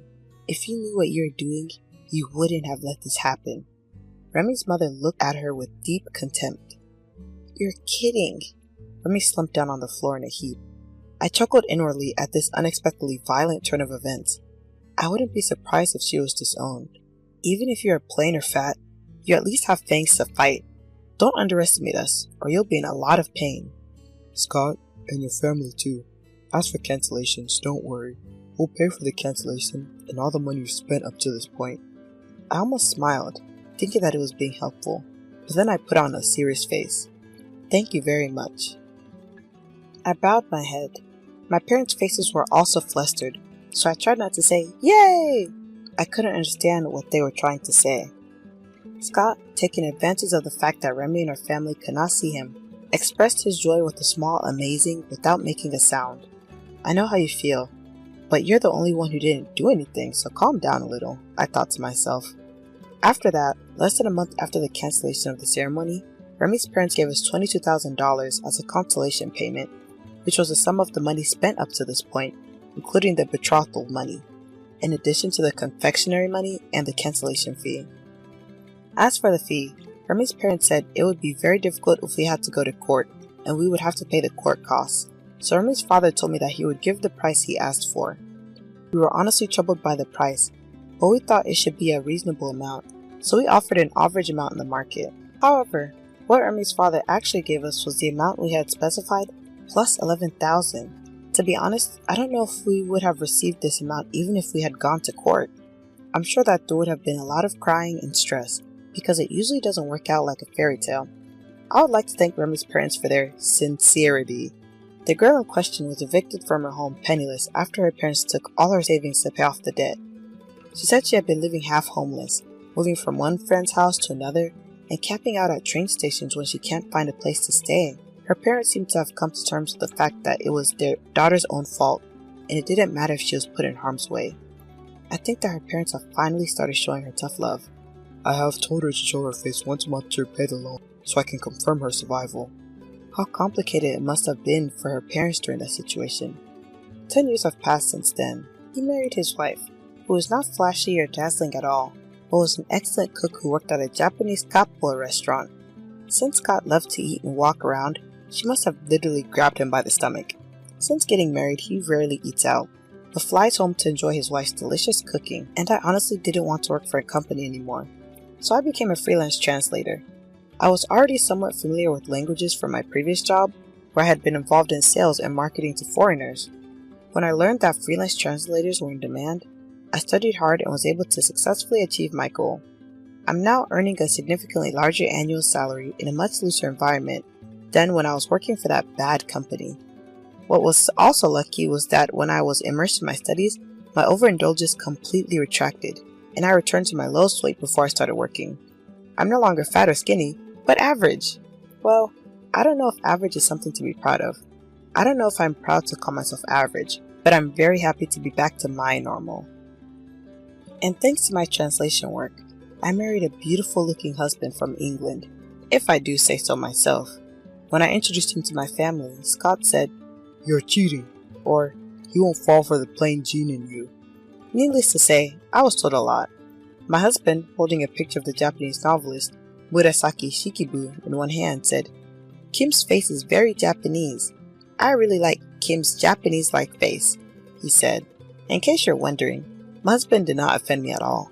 He was really complimenting me. It's a complicated situation, but since my husband liked me, I think it's okay if I look like Murasaki Shikibu. My daughter is now 4 years old, and although we live in a strange house where English and Japanese are mixed together, it is a very lively and happy life. Speaking of worries, my daughter's bedtime reading is a picture book of the tale of Genji, one of Murasaki's novels. I thought, how can she sleep with this? I wondered if this would help her sleep, but surprisingly, she seems to like it, and today she fell asleep peacefully. Come on, what's with that attitude? You could at least cooperate for the New Year's celebration. Don't you think it's embarrassing that we're the only ones without any family around while everyone else's relatives are here? I was too consumed with unbearable pain to listen to what my husband was saying. Oh, wait a second, my stomach hurts really bad right now. I tried to get the point across, but my husband was not listening. What? You're probably faking it. You really are a coward. Please. It really hurts. If I have to go to the hospital, I won't be able to take care of our daughter. Come home now. Seriously, cut it out. I'm telling you not to embarrass me in front of the relatives. Don't embarrass me, just suck it up if your stomach hurts. My husband yelled and then hung up the phone. Exhausted from dealing with him, I sank into a chair only to feel a growing wetness in my lower body. Oh no! My water just broke. I tried to move but was paralyzed by increasing pain. I have to deal with the water breaking, but what about my daughter? I was pondering this when my daughter walked into the room concerned. What's wrong, Mom? My name is Jennifer, a 35-year-old office worker. I live with my husband John, also an office worker, and our third-grade daughter Sarah. I had my daughter when I was 24 and haven't been pregnant since, so I thought I wouldn't have another child. However, I'm pregnant again after 9 years and due this January. As unexpected as this timing is, it's a joyful event that makes my heart race. My daughter is also beyond excited to have a new sibling. Sarah will help out, she says it with such joy. But there is one person who's not thrilled about this pregnancy. My husband, John. I'm currently on maternity leave, and while I'm at home, he can't help but make snide comments about how I'm not making money yet still costing him. Excuse me? Whose child does he think this is? I'm pregnant with your baby. I'm on paid leave. I hold back from saying anything, otherwise his pride gets triggered and he becomes furious. So I'm brushing off the sarcastic remarks from my husband, but lately, my daughter has been stepping in to respond in my place. Taking after someone, my daughter is quite the eloquent speaker, and my husband is being out-talked by our 9-year-old daughter. Mom's taking time off to have a baby, she says. Dad, you have no idea how hard childbirth is. You should be supporting her. Mom has been doing housework even while pregnant. Why can't you say such terrible things to Mom, Dad? Whenever she hits him with logic, he flushes red and retreats to his room. Thanks to her, I have been spared from John's nagging, which has been a relief. Sarah has even been reading books on pregnancy and childbirth, educating herself on the topic. I am so proud of how smart she's becoming. Still, it feels wrong to let our daughter witness our marital disputes. Of course, she would prefer if her parents got along. While I'm glad she's on my side, I can't shake off the guilt about John, who's usually out working, so I make sure to at least do all the housework flawlessly. In the midst of all this, an incident that would spark major tension arose. My husband loves his family home. He goes back for Thanksgiving and New Year's celebrations and pretty much any other occasion. I would be fine if he went alone, but he always insists I come along. It's your duty as my wife. Don't embarrass me. The whole family is there. He would say stuff like this, dismissing my feelings, and drag me along. It's a 6-hour drive to his parents' house, so a day trip is out of the question. We have to stay overnight. His family has even said to me, we understand it's a lot, so just come for Thanksgiving and New Year's. But my husband would counter, don't you care about my family? Why do we have to go every time? Even your mom understands. And isn't it a bit too much? Even when I say this, he argues. It's where I grew up. Showing up with my wife and kids is how I honor my parents. Are you trying to get in the way of that? This kind of disagreement happened a lot. In fact, when our daughter was born, I had complications and fainted at his family home, ending up in the hospital. Even so, he insists we should go back for the next New Year's celebration. No matter what happens, I want to stay home this time, I plead. It's not like pregnancy is a sickness. There is no reason to worry, he says. You didn't end up in the hospital this time, right? So it's fine. So, are you using pregnancy as an excuse because you really just don't want to go? He keeps making these baffling statements. Riding in a car for 6 hours while pregnant is just out of the question. I would rather rest at home, especially given what happened last time. I was lucky I didn't have to be hospitalized. Please, listen to me. You're the only one I can rely on if anything happens. Can you just stay home for New Year's this year? Despite my plea, my husband only got angrier, his face turning red. You just don't want to go to my parents' house, do you? There is no reason to worry. You've been seeing the doctor regularly. I never said I didn't want to go. I'm genuinely concerned. Fine, then you talk to my family about it. With that, he started dialing his parents' house. He handed me the mobile phone. Reluctantly, I took the phone and William, John's brother, answered. William and his wife live with John's parents. In fact, I think it's unnecessary for us to make frequent visits when William and his family are already there. Hello, John. William, sorry, it's Jennifer? Oh, it's you, Jennifer. What's up? William, I'm sorry, but we would like to stay home for the New Year celebration. Our due date is around that time. Hearing that, William replied, Oh, I understand. Of course, that's fine. You're going through a lot right now. There is no need to make a special trip for family gatherings. His words, please take care of yourself, made me tear up. William continued with kind words. We should have been more considerate last time. I'm sorry. We should have stopped you from coming in the first place, considering your condition. No, it was my fault. Don't say that, Jennifer. You're the one who is going through the most. It's only natural for everyone to be considerate of you. Let us know if there's anything we can do to help. We are just as happy to have a new addition to the family, you know?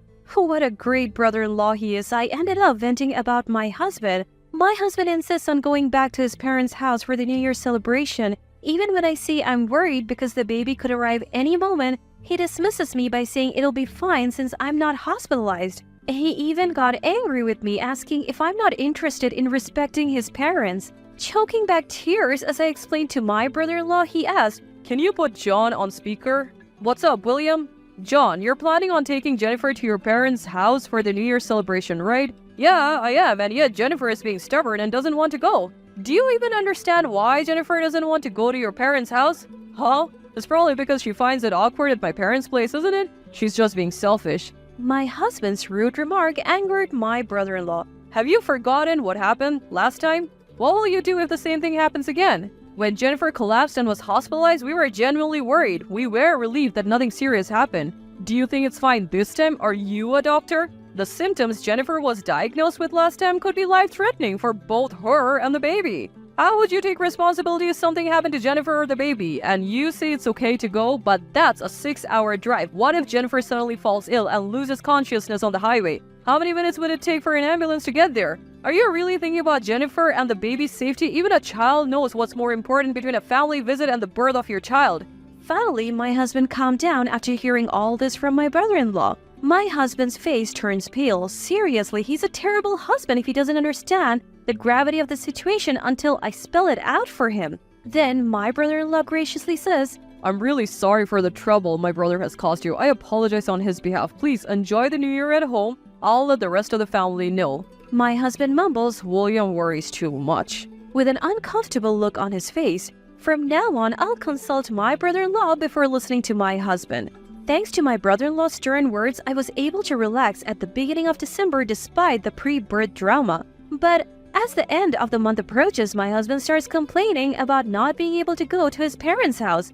Finally, New Year's Eve arrives. I have finished cleaning the house and preparing for the New Year's celebration. I was relaxing with my daughter when my husband says, I need to buy something. I'll be back. And drives off around 3 p.m. And then night falls with no sign of him returning. I call him, but he doesn't answer. I have no choice but to eat dinner and watch the ball drop with my daughter. What on earth is going on? I wonder this in the back of my mind as we watch the countdown concert on TV and ring in a peaceful New Year's Eve with laughter. The next day, despite the New Year arriving, he still hasn't returned in the morning. I wish he would at least get in touch. It's worrying when there is no news from him. Although there is no snow in our area, there's still a chance he could be in an accident. Feeling uneasy, my daughter and I nibble on the New Year's feast. After finishing our meal, I was relaxing when my husband called. It sounded chaotic in the background. Hey, you should come over too. Wait, what are you talking about? Where? It's my parents' house, duh. Seriously? Everyone's here having a drink, so hurry up. Turns out he was at his parents' house for New Year's Eve. Wait, you told me you were going out to get groceries. Was that a lie? I don't know, but I'll eat your share if you don't show up. He was clearly drunk. Despite my previous appeals, nothing had gotten through to him. My daughter looked on concerned. Fearing a fight, I took the call into another room. Listen, ask William or someone else to take you home. Just as I said that, a sudden pain struck me. Regardless, my husband's tone became increasingly irritated. What's with that attitude? I've been putting up with your whims this whole time. Cooperate for the New Year's celebration at least. I had asked him to hold off just for the New Year's celebration. It's not like he had cooperated with anything before. It's embarrassing if we're the only ones not present when all the relatives are there. He went on and on about that, but my attention was consumed by excruciating pain. Oh, wait a second. My stomach hurts really bad. The pain is getting worse. I tried to explain, but my husband was not willing to listen. Really? You're probably faking it. You're such a coward.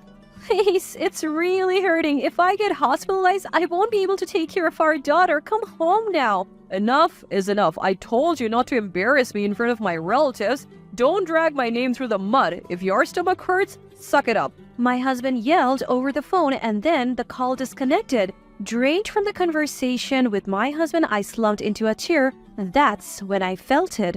A sudden wet sensation down below. Oh no. My water broke. I tried to get up, but the pain intensified, making it impossible to move. I have to clean up after my water breaking, but what about Sarah, our daughter? Fighting through the pain and lost in thought, Sarah walked into the room worried. Mom, where's Dad? Sorry, Sarah, can you come here first? What, Mom, what's wrong? Sarah, can you call an ambulance with this phone? Frozen by pain, all I could do was ask for her help. Sarah looked panicked, unsure of what to do. I realized I had never taught her how to call an emergency line. I have to tell her how to do it while I'm still conscious. Just then, Sarah said, I'm going to get the neighbor. And she dashed out of the house. After a minute, our neighbor arrived. Sarah knew she couldn't handle it and immediately called an adult for help. Jennifer, are you okay? I'm calling an ambulance right now. Our neighbor did just that, and in that moment, I was grateful for having such a supportive community. Sarah held my hand and rubbed my back until the ambulance arrived. During the ride, our neighbor contacted my parents. Finally, the ambulance got there. I gave birth later that day. The next day, both parents arrived at the hospital. It's a healthy baby boy born a bit early. Tried reaching out to my husband but couldn't get through. He never showed up. He finally comes on January 3rd, brought by my brother-in-law. Brother-in-law apologized to me even though it wasn't his fault. Sorry, we're late bringing my brother here, he says. He had his phone off since New Year's and didn't realize you were going through all this. Brother-in-law is apologizing while the person who should be apologizing is sulking beside him. Turns out my dad had been trying to call my husband's cell but couldn't get through, so he finally reached him on our home phone. William, I appreciate you coming, but I don't want to see my husband right now. I'm even considering divorce, I say. At this, my previously sullen husband looks up, eyes wide. What? You're getting too full of yourself. Who do you think you are talking about divorce? Brother-in-law is stunned. Hey, John, what are you saying? But my husband keeps insulting me. She's just being dramatic. She probably just wants us to worry about her. Just then, the door to the hospital room opens. What's going on here? It's my dad, Thomas. Oh, Thomas? My husband looks shaken at his arrival. Dad had just taken my daughter out for lunch. John, is this how you speak to my daughter regularly? Answer me clearly. My husband straightens up at my father's angry voice. You accused her of faking it while she was in so much pain? Her water broke. Can you still say that looking at Jennifer now? Enough. She'll be recuperating at my house for a while, and you are not seeing her or the baby until further notice, understand? So you get it now? Seems like my husband finally understood the mess he's made. What's gonna happen when I'm at work? Who's gonna take care of me? I take that back. He's still as useless as ever. Take care of yourself. Our daughter managed to work and handle house chores before going on maternity leave, didn't she? If you're an adult, act like one. My father shouted. My husband still had more complaints, but my brother-in-law intervened. I'm really sorry for my brother's actions. Congratulations on the new arrival. Please accept this gift, even though it's late and not much. My brother-in-law handed us a generous baby gift and then left, taking my husband with him. Dad, I'm really sorry for causing you trouble. When he came to ask for your hand in marriage, I thought he was a more reliable man. After that, I took some time to recover at my parents' home. Good thing my daughter was on winter break. After about 2 weeks, my dad and I went back to the home where my husband was. We left our new baby and daughter with my mom. Finally, face to face with my husband, the house was just as I had feared, dirty and dusty. He had been living off fast food. The empty boxes filled multiple trash bags. My father and I sat down with him in the living room. I'll get straight to the point. I want a divorce. I pushed the divorce papers towards him. You serious about divorce? You can't even say thank you or well done for giving birth. Well, you're a mom. Isn't giving birth just part of the job? My husband spat out the words almost immediately after the conversation began. My father's face grew increasingly stern. My husband continued to spout nonsense. I just found out it's a boy. Well, then I don't want a divorce. I've always wanted a son. I'll raise him to be a baseball player. You know, Ichiro became a huge star practicing with his dad. I want to do that kind of stuff. I was so dumbfounded I couldn't even speak. What does he think his own children are? Ichiro's father never saw his son as a cash cow, unlike you. Unable to stand our silence any longer, the living room door burst open. I tried to wait until the right moment to intervene, but I can't stand this anymore. In came mother-in-law. My husband was shocked by her sudden entrance. John, get a grip. Who do you think enables you to go to work stress-free? Who's taking care of the kids instead of you? Who's cooking every day? Do you have any idea who keeps this household running? It's all thanks to Jennifer. In fact, this house falls apart when Jennifer gone for just 2 weeks. You're sorely lacking in gratitude. Realize how blessed you have been. No more troubling Jennifer. Divorce is the only option. Mother-in-law yelled and my husband cowered and finally signed the divorce papers. And so my divorce was finalized. Through my lawyer, I secured child support payments for both my daughter and son. As for my ex-husband, he was forcefully taken back to his parents' house and is now being put to work by his parents and brother-in-law. He's apparently complaining daily about wanting to escape. How ironic that a man who used to love going home is now saying the exact opposite. Meanwhile, I have successfully returned to work after maternity and parental leave. Thanks to my in-laws' consideration, I got to keep the house I had been living in with my ex-husband as part of the property settlement. I am genuinely grateful for the kindness of my in-laws who didn't want to make my daughter feel lonely by transferring schools. As for my daughter, she has had enough of her dad and promptly refused to see him after the divorce. I have no intention of letting my son see him either. I'll let his family work on straightening out his twisted personality.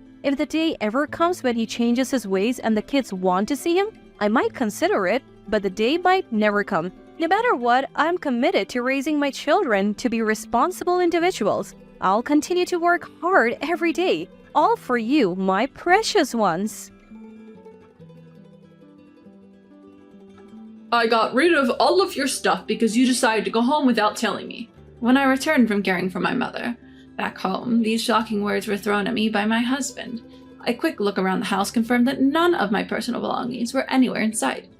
Why would you do such a thing? You left me here all alone to go back home. It's your fault for not listening to me. With that, my husband flung the newspaper he was reading at me. I let out a heavy sigh at his childish behavior. My name is Lucy. I am due to retire at the age of 65 this year, but have accepted an offer to continue working till I'm 70. My husband Joshua and I were introduced by mutual friends. We married 2 years ago. Both of us had been previously divorced and we didn't have any children together. Living as a couple in our late 50s turned out to be more exciting than we'd anticipated, despite our busy work lives. However, ever since my husband retired a year ago and started staying at home, his attitude towards me has slowly changed.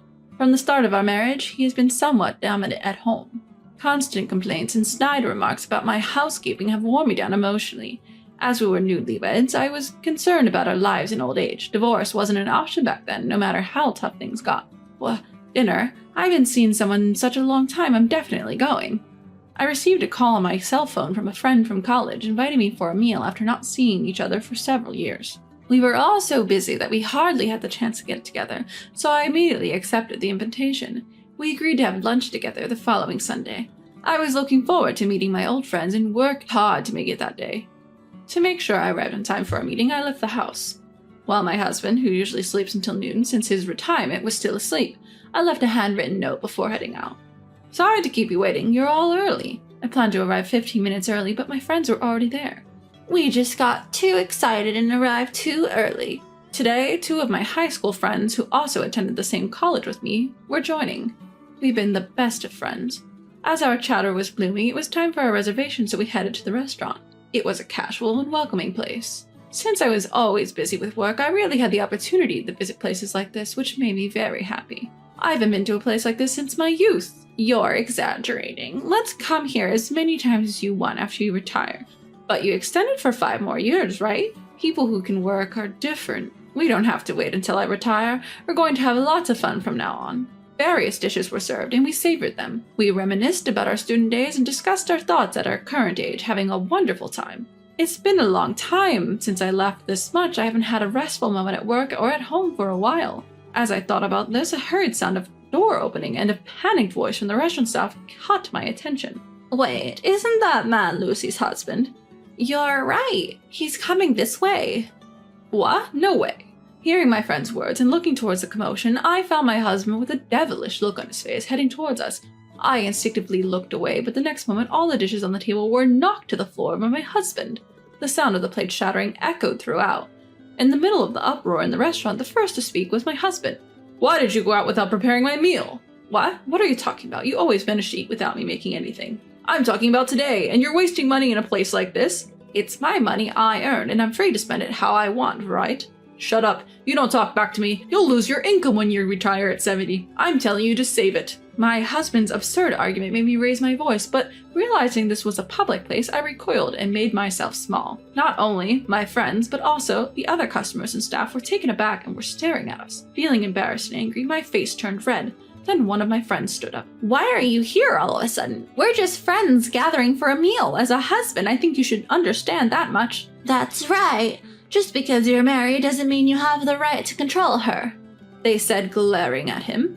Relieved at my friend's support, I looked at my husband, and it was evident that he was trembling with rage. Apparently, he was so angry that he did something unthinkable. He took water from the next table and splashed it at my two friends.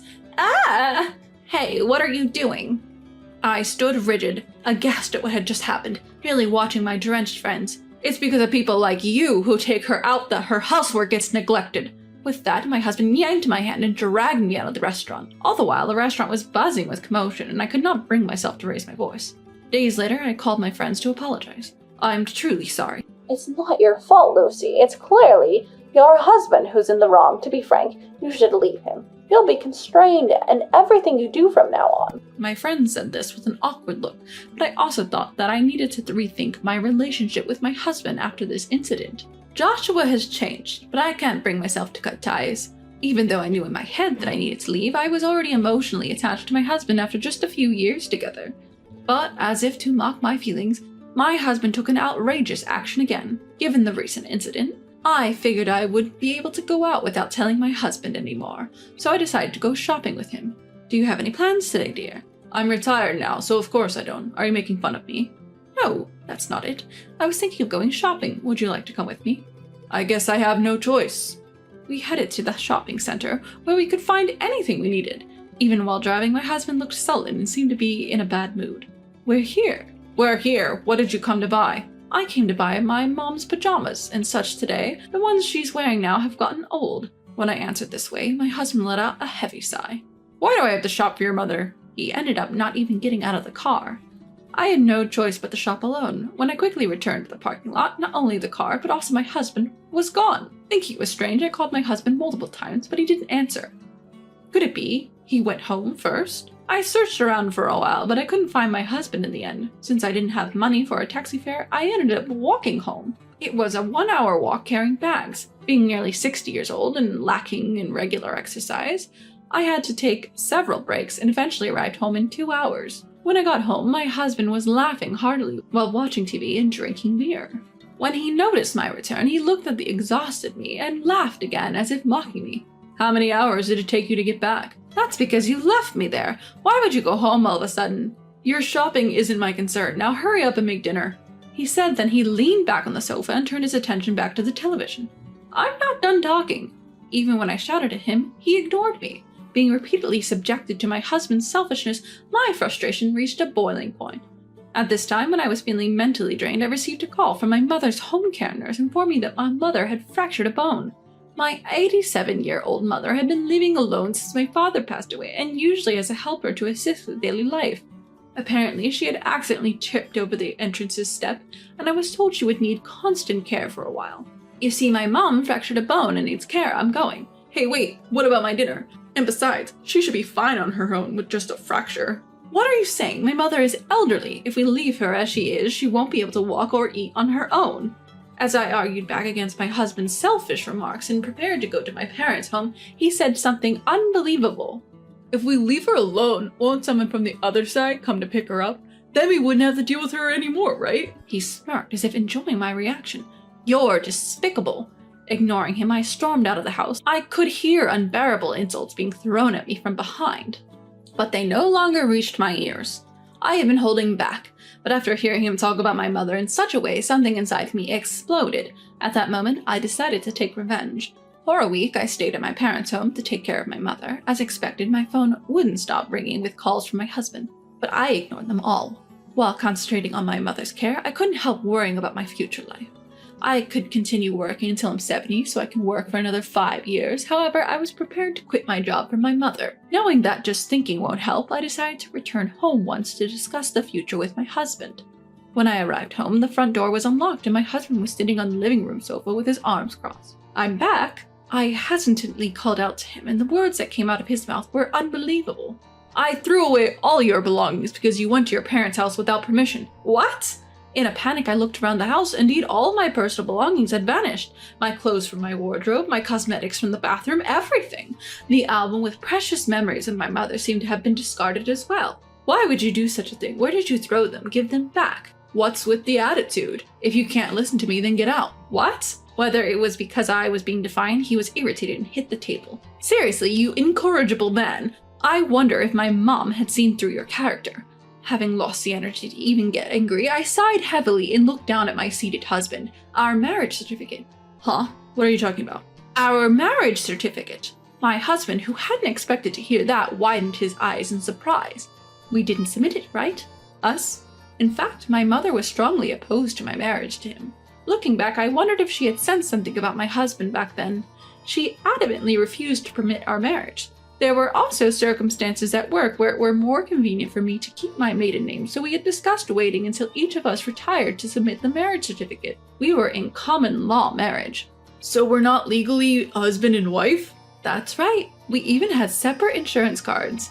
And I had been left to handle all official documents. You must have completely forgotten about the existence of the marriage certificate, so you threw it away, didn't you?" I coldly stated this, staring at my husband, still seated on the sofa. "Since we haven't submitted the marriage certificate, we're not legally a couple. Plus, I built this house before we got married." "Wait, you can't be serious." "Indeed, I am serious. The one who needs to leave is you, Joshua. I can't live with someone as horrible as you." "Wait, hold on. You've changed since you retired, Joshua. If it was just the nasty things you did to me, I could still forgive you, but it's unacceptable for you to badmouth my friends and mother." "Wait, I was just jealous. You can still work while I can't. And you even said that you can work for another 5 years with re-employment. I was planning to work in the same department even after my retirement. But the company told me to move to an insignificant department. I couldn't swallow my pride. When I refused, they simply cut me off at the age of 65. As he said this, he hung his head and glanced sideways at me. He probably expected me to gently encourage him, as I used to do in such times. But none of that matters now. I went to the kitchen to get a garbage bag, and just as my husband had done with my belongings, I began to throw his things into it, one after another. I delivered the final blow to my husband, who was stunned by the scene. "You seem to be relying on my income and savings after your retirement. But since we're not a couple, I want you to leave this house. You'll have to get by on your own from now on." Wait, I apologize for everything, so please don't kick me out." "It's too late for regrets now. Goodbye." And so I managed to take my revenge on my husband, became free. After that, my husband lost his place to live, and as he was wasteful with money, his savings are almost zero, so he's living a very poor life. Of course, he can't make a living on pension alone, and given his high pride, even finding re-employment seems hopeless. He's said to be eking out a living with daily part-time jobs. He's been disliked by his relatives for a long time, so there's no one to help him. This is truly reaping what you sow. On the other hand, I started living with my mother. I was worried about my mother's health, and since her home was getting old, I invited her to live in this house. I managed to balance my work and caregiving with the help of understanding from my workplace and using caregiving services. It's very busy, but I'm living fulfilling and enjoyable days every day. My name is Cindy. For 28 years since I was born, I believe I have lived by the motto that people are inherently good. I thought that most people could understand each other if they talked openly, and I actually interacted with people in that way. But for the first time in my life, I met someone I felt was completely incomprehensible, and that person is going to be Madison's wife. I never dreamed of it. That day, My father, mother, and I were all restless from the morning knowing that Madison was bringing his fiancée. My brother Madison is 31 years old.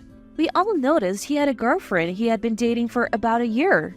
He became strangely fashionable, was often excitedly looking at his mobile phone, and even went on weekend trips 3 weeks ago. My parents and I were having a little family meeting wondering if Madison was going to get married soon, when Madison said, I invited her to our house this Sunday. I want to marry her. Her name is Rosa, 2 years younger than me, 26 years old. Younger, but becoming my sister-in-law? Feels a bit strange. Well, if I divorced your father and remarried someone younger, he would still be your father. Then I'll also marry someone younger than Cindy, a younger mom.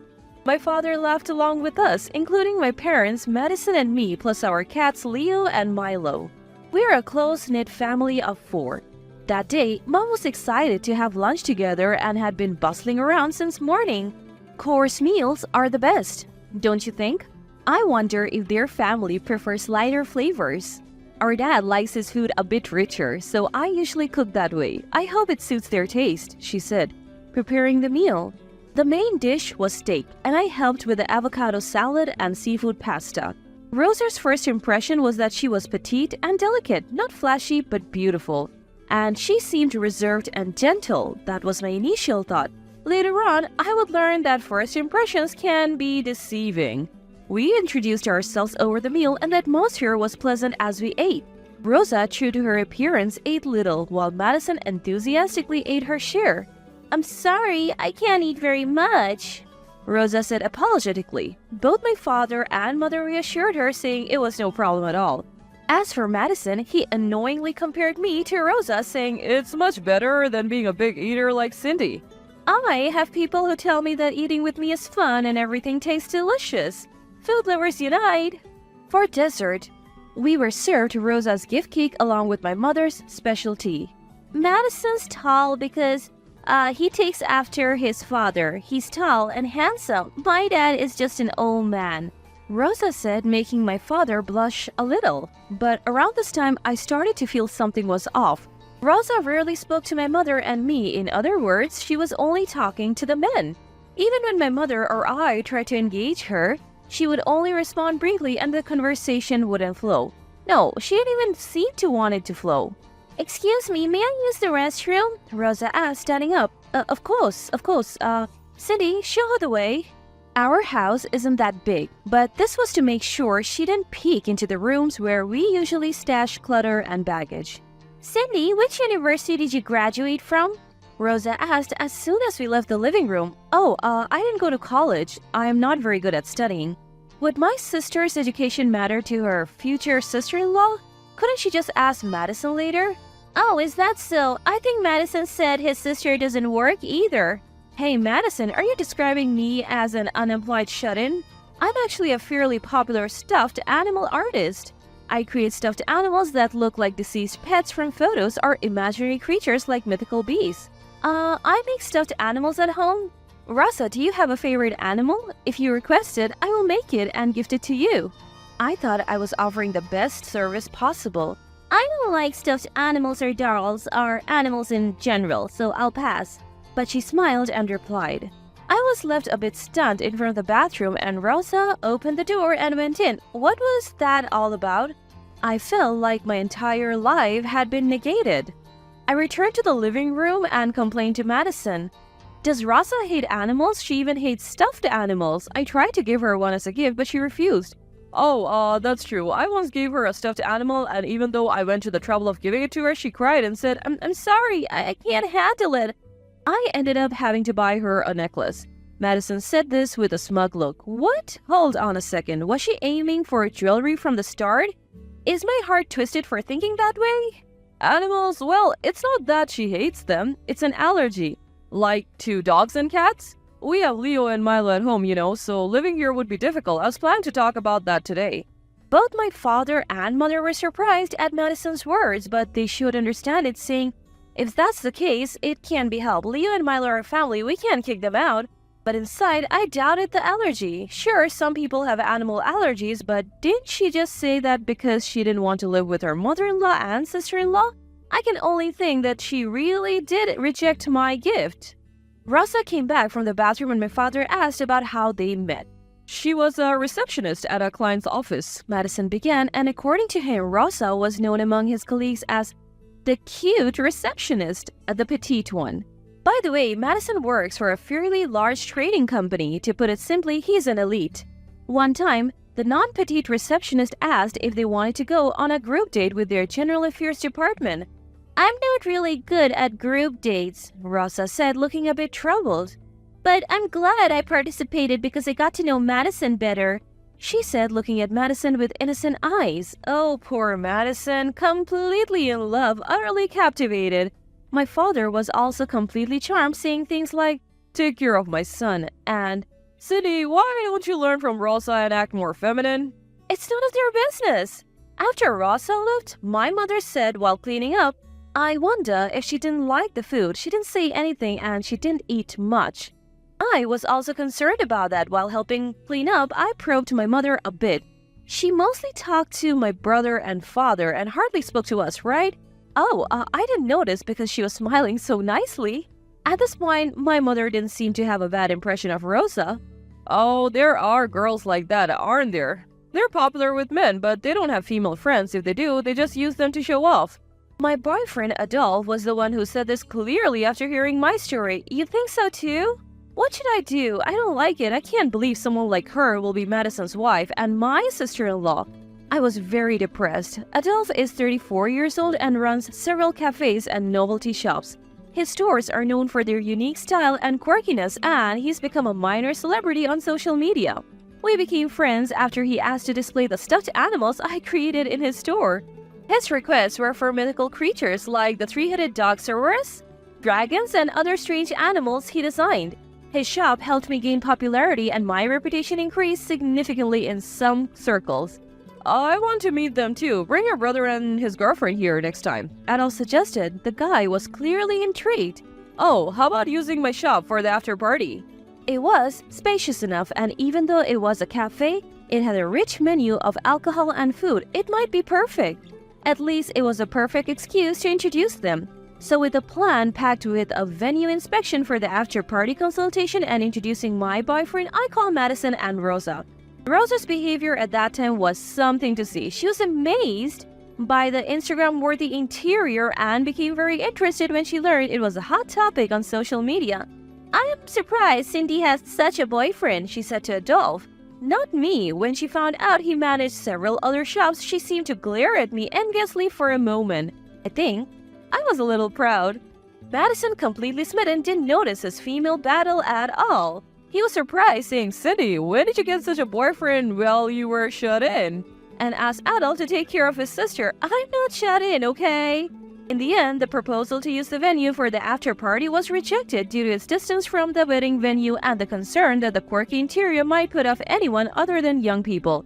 It was just an excuse, so it didn't matter, but I thought Rosa might have wanted to avoid drawing attention to me by using my boyfriend's shop. Yeah, it's better not to touch that girl. If you say anything bad about her to your brother, you will become the villain, Adolph warned me. I couldn't decide if he was lying or telling the truth. Would Madison trust her more than his sister, with whom he had lived for 28 years? The two families met for the first time. Rosa wanted to book a rather stylish French restaurant. Honestly and embarrassingly, neither my mother nor I had much experience with French cuisine. Rosa openly looked down on my mother and me as we clumsily used our knives and forks, following makeshift manners. And the men didn't notice at all. Same old story.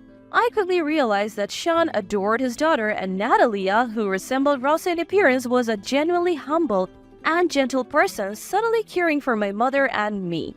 What surprised me was that Rosa mostly ignored her own mother. I thought living with a husband who doted on his daughter and a daughter who looked down on her must be quite tough. My mother also said, I felt sorry for their mother. Mom, I have a feeling this marriage isn't a good idea. When I finally said this to my mother, she replied, yes, I think there might be something wrong with Rosa.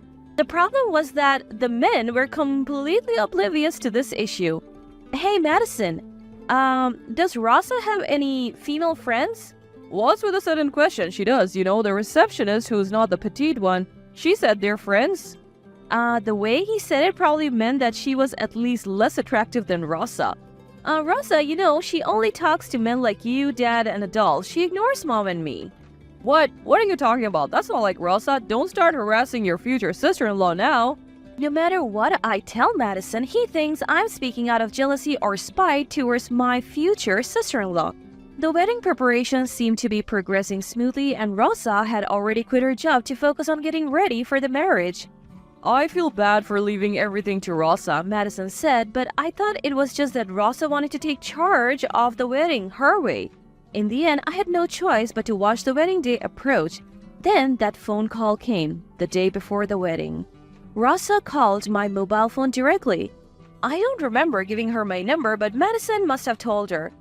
Cindy, regarding tomorrow's wedding and reception, could you not attend since you're an unemployed embarrassment to the family? We don't want poor people there. There won't be a seat for you even if you come. I was frozen by the sudden and cruel content of her words. What on earth was she talking about? I had been preparing to attend, and before I could find words to respond, more in shock than anger, the call was cut off. Mom, Rosa just called and told me not to come to the wedding. What? What's going on? I called Madison. It's unthinkable that a sister wouldn't be allowed to attend the wedding or reception. Surely Madison would think so too. Madison was at work and hard to reach. When I finally got hold of him, he said, sorry, but you hate Rosa, don't you? I was a little tongue-tied because I couldn't deny that I disliked her. Rosa said she feels hated by her sister and she doesn't want you to come if you don't want to. She says it's painful to be superficially congratulated by someone who dislikes her. And she's crying. Really? She's crying? You believe that, Madison? I was dumbfounded. Was it useless to say anything to this Madison? My mother and I looked at each other and sighed. At that moment, the doorbell rang, announcing a visitor. To our surprise, it was Natalia, standing at the door. I heard my daughter on the phone. I thought it was outrageous. I'm sorry to bother you so suddenly. We invited Natalia, who was bowing at the entrance, into the house and listened to her. That child, I know it's strange for a mother to say this, but she's a terrifying child. She looks down on me. My husband does whatever she says and he won't listen to anything I say. It's been like this for a long time, a very long time. Natalia spoke with a firm voice. Though she looked pain, I first noticed it when she was 3 years old. She was just touching my makeup, so I scolded her. It would be terrible if she accidentally put it in her mouth. But she didn't cry, she just glared at me with defiant eyes. When my husband came home, she ran to the entrance, clung to his leg, and burst into tears. When he asked what happened, I told him I scolded Rosa for messing with the makeup. He picked her up, saying she's only 3, but she's just a girl, and nuzzled her cheek. That's when Rosa looked at me and smiled triumphantly. I was chilled to the bone hearing this story. I couldn't believe that from as young as 3, she had been manipulating men using her appearance that made them want to protect her. According to Natalia, Rosa was not only good with men but also skilled at winning over powerful women. Ever since then, Rosa had played the part of a sweet daughter in front of her father and acted like a spoiled problem child in front of her mother. Even when Natalia complained to her husband about Rosa's behavior, he wouldn't listen, saying terrible things like, "Isn't the problem with you as a mother? Why do you always talk like you're paranoid? Even mothers and daughters can be jealous of each other. I don't think you were that kind of woman. Aren't you ashamed to be jealous of your daughter?" How awful! I was so stunned, I couldn't speak. It must have been hard. I'm sorry. I couldn't have endured it if I were you. My mother said kindly, and Natalia burst into tears. I have decided if Rosa says my daughter can't attend, then I won't either. I can't support this marriage. What? Mom? If the groom's mother suddenly cancels on the day, wouldn't that be a big problem? As I was surprised, I agree. I won't attend either. I don't want to involve other families and create more unhappy people. I have made up my mind too. Natalia also declared, crying, I thought this was a big deal, but also a chance to stop Madison's marriage. That woman had gone too far. The real mother's accusation had an impact like no other. Rosa is the type of person you must never get close to. Having her as a family member would be nothing short of a nightmare. I wanted to stop it for Madison's sake. We booked a hotel near the wedding venue and started a strategy meeting with the 3 of us. We left a note for Dad saying, we have various preparations the day before, so we'll stay at the hotel and go directly to the venue. Everything is ready for Dad tomorrow, and men, Don't doubt when women say they have various preparations, especially Dad, my mother said. After discussion, we decided to inform only Madison in advance. The call from Rosa to me. Natalia's testimony to back it up, the fact that the three of us opposed this marriage. So, we won't be attending the wedding tomorrow. Don't call the police. It's not like we were involved in an accident or crime. Think about it yourself. My mother said and quickly hung up without listening to Madison's side. Then, all three of us blocked incoming calls from Madison and our fathers. The three of us were about to do something drastic, but we were somehow excited about it, especially Natalia. She looked truly happy. On the day of the wedding reception, our father spotted us at the venue and rushed over. What were you doing? What were you thinking? It was a big deal. Of course it was. It would be a major problem if both mother and the bride's sister didn't show up at the wedding. Apparently, Madison had made an awkward excuse that the car carrying the three of us had broken down on the way to the venue. The wedding reception seats were almost filled and the bride and groom were about to appear in about 10 minutes. Dad, did you notice I don't have a seat, do I? My name was not in the family seats. Yesterday, Rosa called me and told me that an unemployed poor person like me would be a family disgrace, so I shouldn't come. But it seems like she never intended to prepare a seat for me in the first place. As my father stood there in shock, Sean raised his voice. That's ridiculous. She would never say such a thing. No, it's true. I heard her make that call. Natalia testified. A venue staff member came over and asked if there was any trouble. I'm the groom's sister, and it seems I don't have a seat. While saying that's ridiculous, I asked the staff member, could you please just prepare a chair for now? The food is fine. They squeezed in a chair for me in the family seats. The bride and groom entered. Rosa was probably the most surprised to see the two mothers and me who hadn't appeared at the wedding in the family seats. She looked like she wanted to say something, but of course, she couldn't. Once the bride and groom were seated, the three of us stood up and borrowed a microphone from the host. Thank you all for coming to the wedding reception of both families. I am the groom's mother.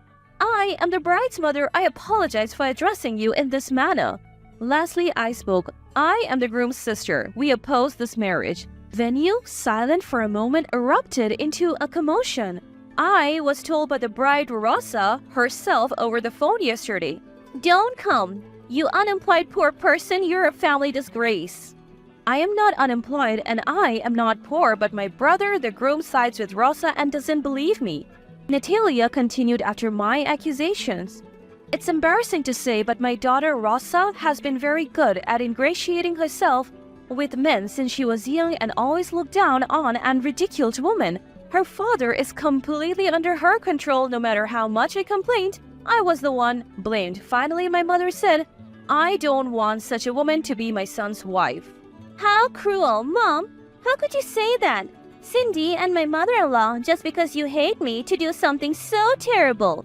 Ross, seated at the bride and groom's table, began to cry. The men were easily deceived by these tears. The atmosphere in the venue, which had been in an uproar, seemed to be turning against us. At that moment, some people broke through that atmosphere.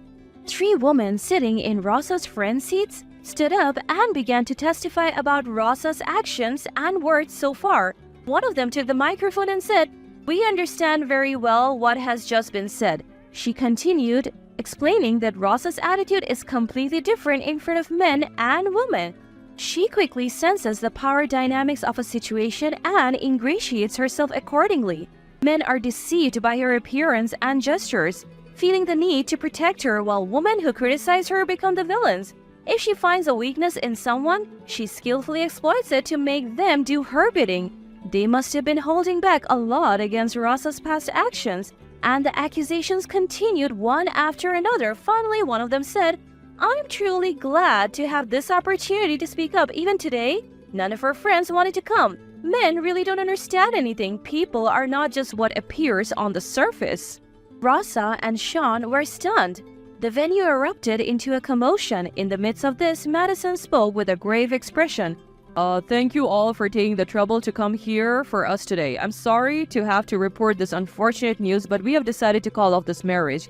In retrospect, my sister had realized the truth. It was my fault for being too excited and not listening to her properly. A woman who wouldn't even prepare a seat for my sister was clearly unacceptable as a wife. Naturally, the aftermath was a mess. Cards were returned to everyone and we discussed the cancellation fee for the wedding reception with the venue. All the while, Rosa was weakly crying, saying, "Everyone is trying to put me down. This is such terrible treatment." Only Sean must have truly believed in his daughter's tears. Since then, Madison has been quite distrustful of women. It's understandable. Well, it's good we postponed the registration, and since we announced it at the reception venue, we didn't have to explain it to everyone individually. I tried to follow up, though it wasn't much consolation. Once away from Rosa, Madison seemed to have many realization. "If I ever date a woman again, I'll make sure to listen to Mom and Cindy," He said with a wry smile. In the end, the cancellation fee was split in half. Rosa and Sean were not satisfied, but Natalia forcefully settled it that way. Afterwards, Natalia handed in divorce papers and left the house. She is now free and has become noticeably brighter. Since uniting with my mother over this issue, they have become good friends and often come to visit. Rosa, having been exposed to that extent, has been abandoned by almost everyone she knew and is reportedly shut in, unable to find work again. The father who doted on his daughter and the daughter who can't do any housework are said to be living together in a chaotic house. Perhaps he only realized the value of a wife and mother after losing them, or maybe the resentment of having the wedding ruined is stronger. Wow, that was tough. By the way, Cindy, have you ever thought about having your own workshop? Adolf brought this up once things had settled down. Your stuffed animals are getting good reviews. I want you to increase production a bit. I'll invest, so why don't you hire some people and start a workshop? I appreciated the offer, but I said I couldn't rely on him that much. He replied, "It's natural to spend money on the woman who is going to be my wife." And just like that, he proposed. If we don't have to have a wedding ceremony or a wedding reception. After what we went through, the wedding reception has become a bit of a trauma for me.